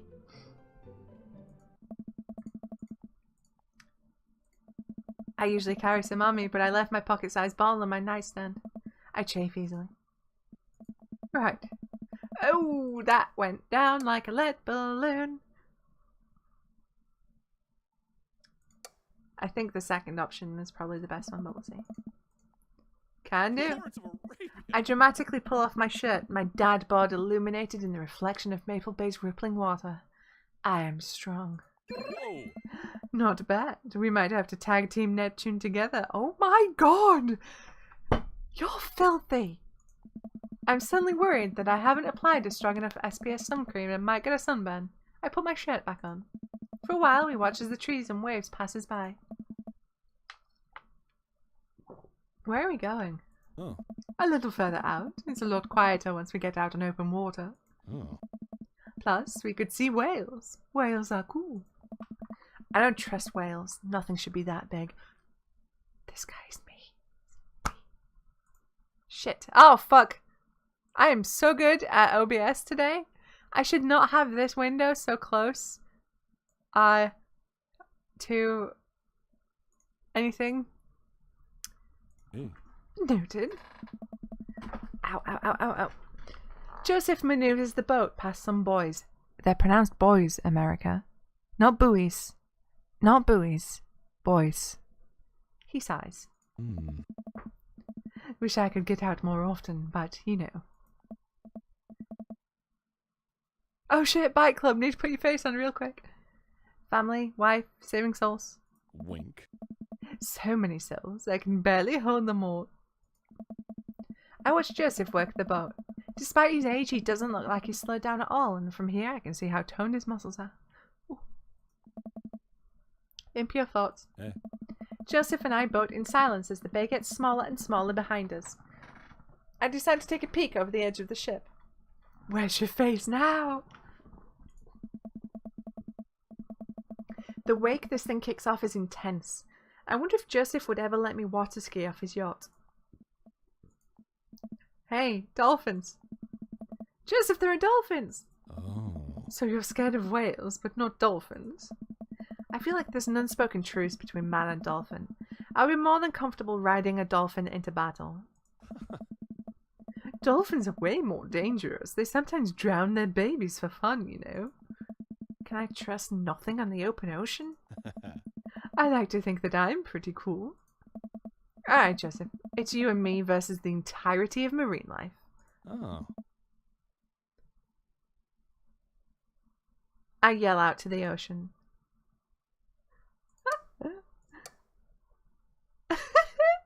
My life goal is to punch as many fish as I can before I die. I had lobster last week and I can't wait to eat more of you. You're all spineless invertebrates. You tell him, Bill. See if there's any that he likes more, though. I got a feeling he's not gonna like the punching the fish one. Oh. Well, he really liked the lobster one. You tell him, Bill. Because he's like fucking rich, so you know, lobster. And here we are. Oh. Bill, welcome to the ocean. I look out into the vast expanse of blueness. Yep, that's the ocean. That's the one place I do not want to be. The ocean. I'm suddenly struck with an overwhelming sense of claustrophobia over despite being in a wide open space. I am on a boat with a handsome man, a handsome married man, and there are whales beneath us. Nothing should be that big. It's a little daunting, isn't it? Do you trust the whales? You know there are more dangerous things in the ocean than whales, right? Like tuna. The tuna is an apex predator. What about sharks? Sharks are tight. Oh. It's the tuna you got to watch out for. And the whales? Hey, wanna look out wistfully over the sea with me? Joseph and I head to the bow of the ship to do some quiet contemplation. You know, shh. Quiet contemplation. Oh. I'm alone with my thoughts. Cool. Hey. I look out to the sea for a bit, then over to Joseph. He looks so commanding as he surveys the ocean. It feels like he really is at home on the water. What Mary said to me at the bar. I can't stop thinking about it. Is she right? But she's terrible to him. He's unhappy. He deserves better. I don't know what to think about this, but I just feel so drawn to Joseph. Creed is playing in the background. With arms wide open, my sacrifice. I should say something. So, Mary, about Mary. Joseph continues to stare off into the distance. It's, well, if you really want to know. Suddenly, I hear a sputter coming from the engine room. Joseph runs over to the boat's controls and taps on some dials. I guess we can talk about Mary later. Oh, okay, so, we might have a small problem. What small problem? We are out of gas. The whales are gonna get us. The whales siphoned our gas. God gave rock and roll to you. Gave rock and roll to you. It's okay, I can just call one of my boat buddies to come tow us back in. Joseph pulls out his phone. Just kidding, I can't do that because there's no service. I check my phone. I don't have service either. Oh. Should we just submit ourselves to the whales? Well, I do have an old radio in the office, but it's broken. Are you handy with tools? You betcha. I'm a dad. If the radio is anything like frantically putting together a bike on Christmas Eve, it should be no problem. Oh. Let's take a look at it and we'll see what we can figure out. Joseph directs me toward the radio and showcases its insides. I don't know how radios work. I think there's just some frayed wires in here. If we can reattach them, we should have a working radio in no time. We stare into the interior of the radio. I'm not entirely sure what I'm looking at. I don't think Joseph knows either. You know what? Let's just throw some stuff around in there and see what works.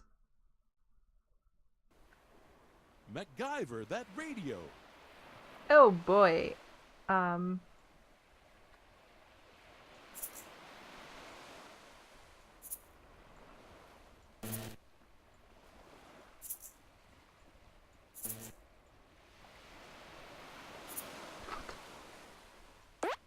Oh, okay, that worked. Let me just pull these out first. Nope, it's just making noises. That's a condom. That coconut? What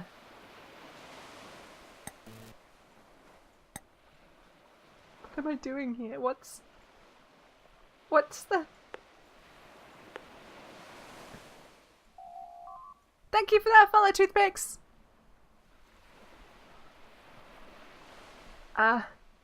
Ooh, where? There's a pencil. What am I even... The pencil just flew to space. Nope, the chewing gum is gone.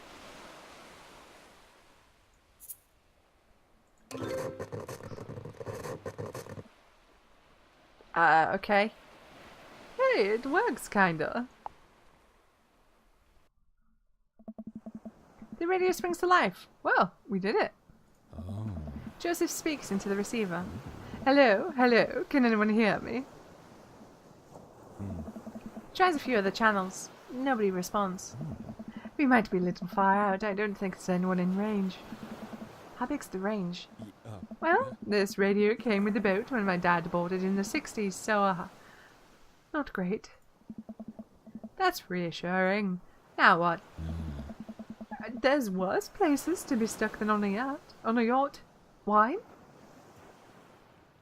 Wine. Just save scum this for a sec.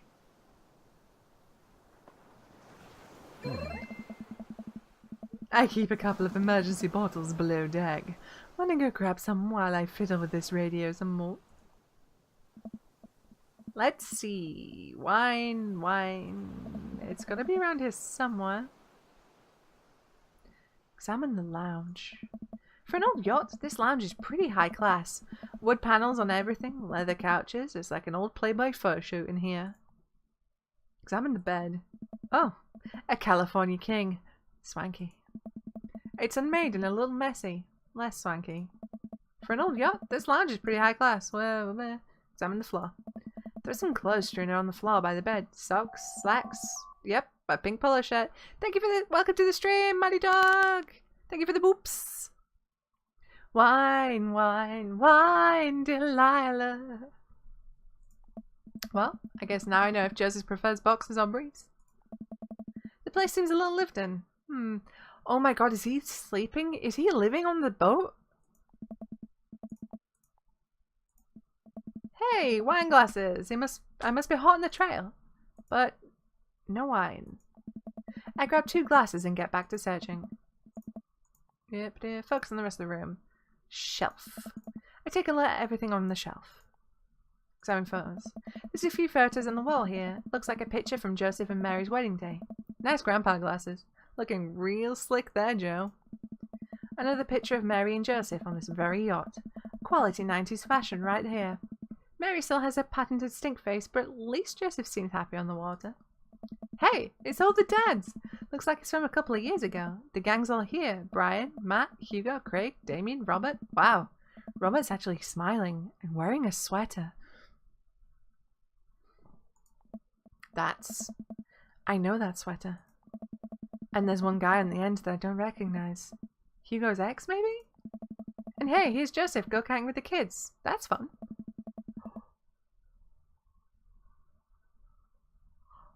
Robert and Joseph were a thing. Examine books. Looks like a bunch of different Bibles. On brand. A couple of old vet magazines. I guess those must have been Mary's. Wait a minute. Is this... Well, now the hot body shoe is on the other hot body foot. I take a look at everything on the shelf. Examine the knickknacks. If there's one thing Joseph does right, it's the odd stuff he puts on shelves. I take a moment to closely examine what I think is an old submarine clock. Ah, and there's the crosses again. Boy knows his crosses. Really cool design too. I take a look at everything on the shelf. Cabinet. It's a sturdy cabinet, a little dusty, but I bet there are some treasures in here. Let's look at the fire extinguisher. Look, you can tell a lot about a man by how seriously he takes his fire safety. Nice, Joseph, nice. It's a sturdy cabinet, a little dusty, but I bet there are some treasures in here. Flashlights. Didn't read that right properly the first time. Well, this is a solution to a different problem. Maybe if we're stranded out here for days and run out of electricity, we'll need these. But the chief concern right now is wine intake. Examine the drawer. Hey, it's wine! A whole drawer full of wine. It's a yacht club miracle. My nose is so itchy. I don't even know, you guys. Twilight Rouge, huh? Come to Daddy. Finally, time to get back up to Joseph. Bye. I bring the wine and glasses up to the deck to find Joseph still hunched over the radio. Bill, wine, good to see you two. Just in time for the sunset. I didn't take you for a drinker. Nice. Haven't you heard? I'm a cool minister. How cool. I can land half of my kickflips. What is that, like 4? Oh. 5 on a good day. Pour me. Power pour. Just gonna save though, just in case. He's all like, whoa, steady on. Whoa. Okay, time to party. We clink our glasses and drink up. Oh. This wine's not bad. There's a hint of, am I tasting grapes? You have a discerning palate. It might be grapes. Joseph and I lounge on the deck with our yacht wine, taking in the ocean air. The sun starts to dip below the horizon. We could be stranded out here forever. Oh. I can't think of anyone else I would want to be stranded with. It's just you, me, and all those whales. So many whales. You're killing the vibe. Revive the vibe, Bill. Generally, it takes 3 days in a gigantic stone door rolled in front of a tomb, but I think we can save it.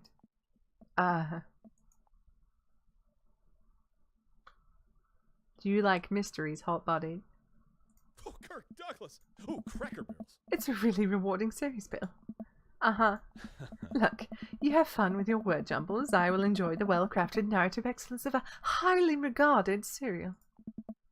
Of sex books. Detective novels. Sexy detective books featuring a hard-boiled gumshoe who can't be held down by the law, or by love, or by the mystery of the Spanish lover. Oh. You read them too? The author really hit her stride around book 17.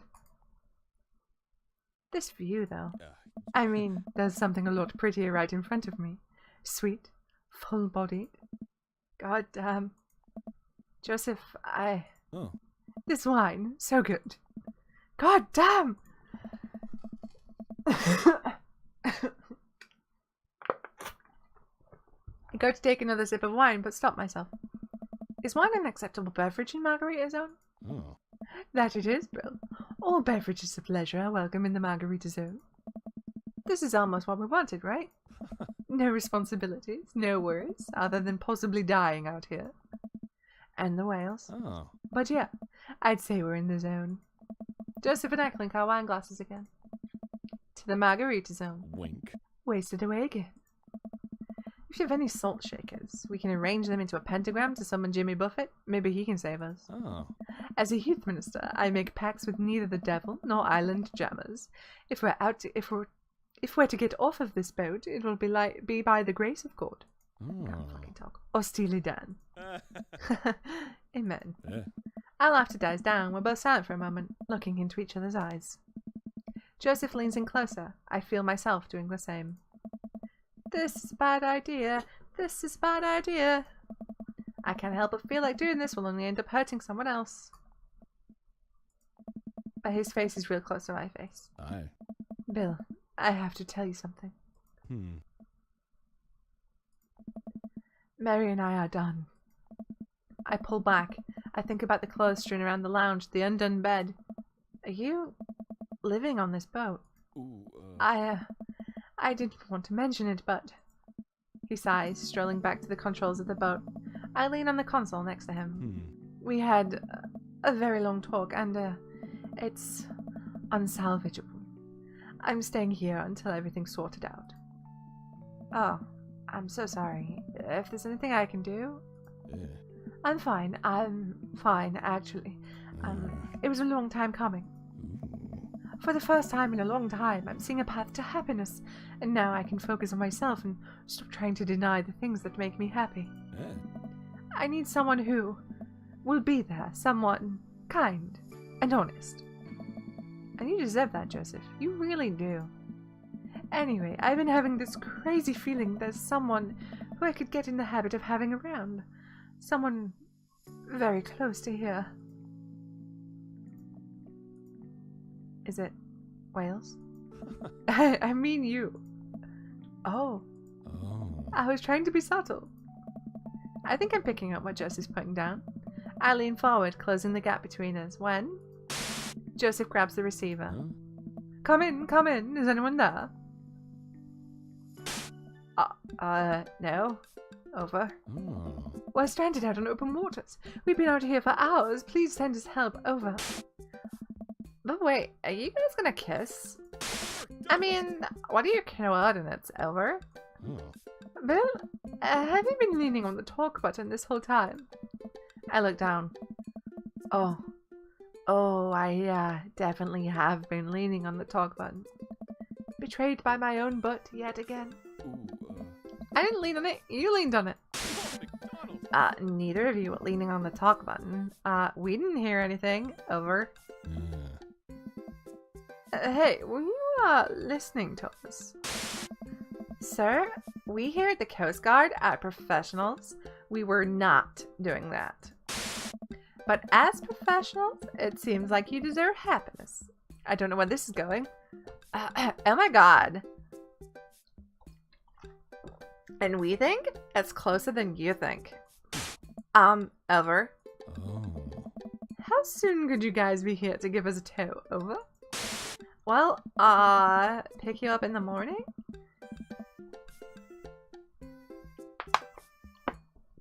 Sounds like you two have some stuff to hash out. Over and out. Wait! Silence. Nobody returns our radio calls. Oh, yeah. I think they left. We stare at each other for a second. Well? Joseph carefully places the receiver on the table, making sure the talk button isn't pressed in. Well, okay. Hi. Joseph grabs me by the shirt and pulls me into his kiss. His lips are soft and sweet from the wine, and his skin is still warm from the sun. I reach for his belt and pull him in even closer, running my free hand under his shirt and up his side. Hey, thank you for that follow, JJ Olivia. Welcome to the stream.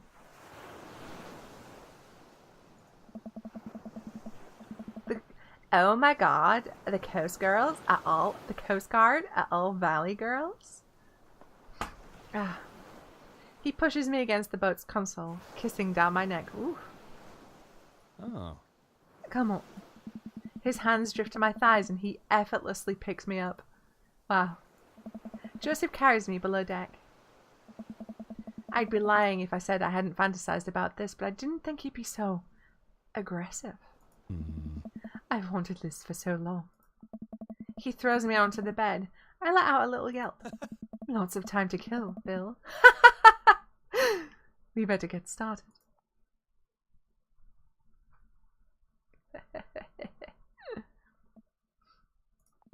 Oh man, I might have overdone it on the wine last night. Just a few more minutes of sleep will do just fine. Wait.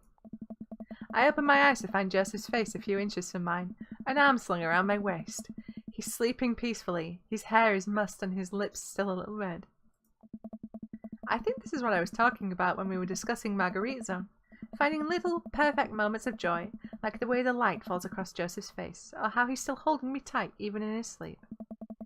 I'm very tempted to curl up closer to him and keep sleeping, but I know the Coast Guard will probably be here soon, and I'd like to be wearing clothes when that happens. I nudge Joseph. It takes a couple of shakes before he blearily opens his eyes. When he notices me hovering over him, he breaks into a huge grin. We should get dressed. Joseph pulls me in for a kiss. Do we have to? Another kiss. Stop trying to tempt me. Fine, fine. The Coast Guard eventually shows up and tows us back to the bay. They, thankfully, keep their comments to themselves. Joseph and I step off the yacht and he walks me to my car. Oh. I had a great time. Me too. No thanks to the whales. Shh. Shh. You're on land now. They can't hurt you here. Take care, Joseph. Oh. You too. He gives me one last kiss on the lips before he turns around and walks back to his boat. Well, I've been gone an entire day. Hopefully Amanda is alright. Amanda, Dad! She runs up and hugs me. I was genuinely concerned about your well-being, but upon closer inspection, you seem to be okay. What happened? The yacht ran out of gas and we got stuck. But it was okay, because I was on a yacht. Were you scared? Your father feels no fear. Were you able to take care of yourself for the night? Yeah, just did a ton of drugs, vandalized a few cars, and then embezzled some funds from my school. All in all, pretty low-key night. Where'd you learn that from? I learned it from you, Dad. Well, if you did, you would have funneled those funds through a legitimate cash and carry business, fudging the books over the course of years so you don't arouse suspicion from the feds. Rookie mistake, Panda. I'm glad you're back in one piece. Did you make good choices? Yeah. I think I did. He did not. But hey, I'm starving. Want to make sandwiches out of whatever we can find in the fridge? More than anything, Pops. Father!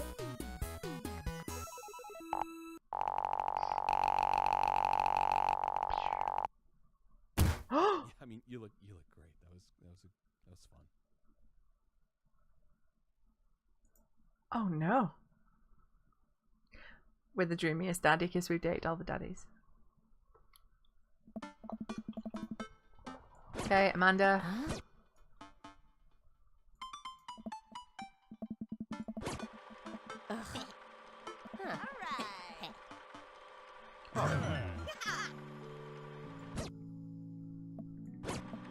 Oh shit! Mary. Hey. You been good? Just peachy. I have to go over there now. That went about as well as I could have expected it to. Blah, blah, blah. Hey. Nice. Ah. Ah. Ah. Hey. The sun is setting. We guess we didn't get to talk to Satan children. The sun is setting and everyone seems to have eaten their fill. As the party starts to wind down, I take a seat next to Joseph. Joseph, it's so great to see you again. Great party. I should have you organize our next youth group mixer. My dance skills are ready whenever you need them. Hey, if you aren't busy this weekend, I was thinking we could maybe catch a movie or something. Yeah. Yeah, that sounds like it would be fun. This feels weird. It doesn't feel like it did on the yacht. So, I guess things are still friendly with Mary? Yeah, I wanted to talk to you about that. Joseph sighs. We talked, and we talked for a long time, and there was some yelling and some crying, but ultimately there was reconciliation. I'm sorry, Bill. I have to make this work with Mary. Oh.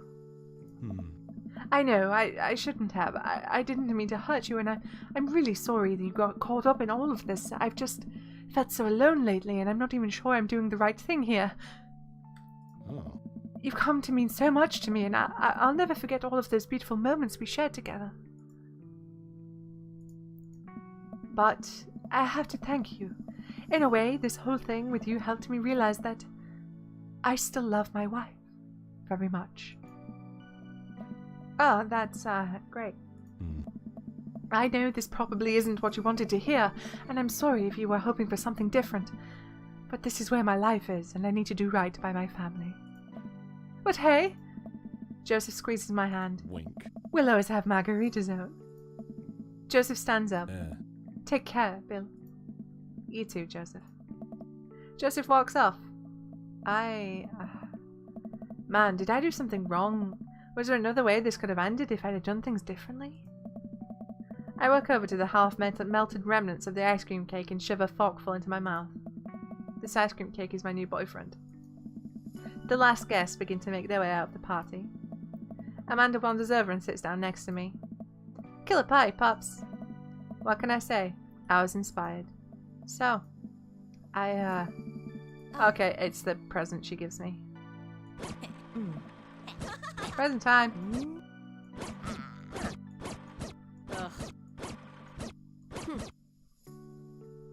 I know it's maybe not what you were looking for, but these people care about you. I love you, Dad. We'll always have each other. You're right. It's gonna be hard at first, but this is the next chapter in our story, and I would be nervous about it, but I know you're always gonna be looking out for me, the same way I'll always be looking out for you. Team Grace? Team Grace.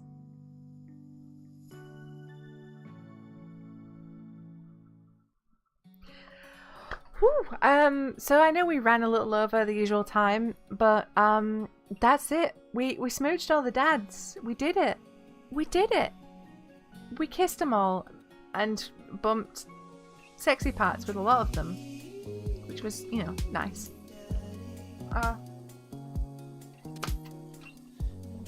So, that does mean that we will be going back to Witcher Fridays.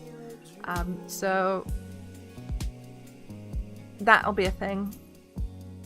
Dream Daddy is done. We did it. We completed it. Yeah, I've switched all of the dads. All of them, Jamie. I did all of them. So yeah. Going back to Witcher Fridays. But, you know, because there's the Overwatch event on, so we'll be doing the Overwatch stuff mainly during the week. This Wednesday coming up, we're having a bike club because we didn't have one this week. Unfortunately, we had to jump ahead a week because Marissa had a buttload of deadlines, and obviously work comes first. So we'll be playing next week. I don't know if there's anything else. You know, Taladay on Monday as usual. No Strad this weekend. I think that's about everything. But yeah, thanks for playing this game with me and putting up with my really bad accents. It was a giggle. It genuinely was. I had a lot of fun. This game's great. This game's really, really good. So you should show your love to the devs because they have got a lot of shit. But I feel what they made a really good thing. And I really like this really good thing. So if a Dream Daddy dev sees this, thank you. I really enjoyed this game. It was so much fun. And I loved the heart and soul you guys put into it. The accents were the best. Yes, they were. So I'm gonna log off. I'm gonna sign off because it's like 20 to 12. So I gotta bounce. So peace out, guys. I hope you enjoy your weekends. I'll see you on Monday for Talavir. And yeah, just have a good weekend and you know, maybe smooch some dads. I don't know. But I'll see you on Monday, guys. Bye bye. Mwah.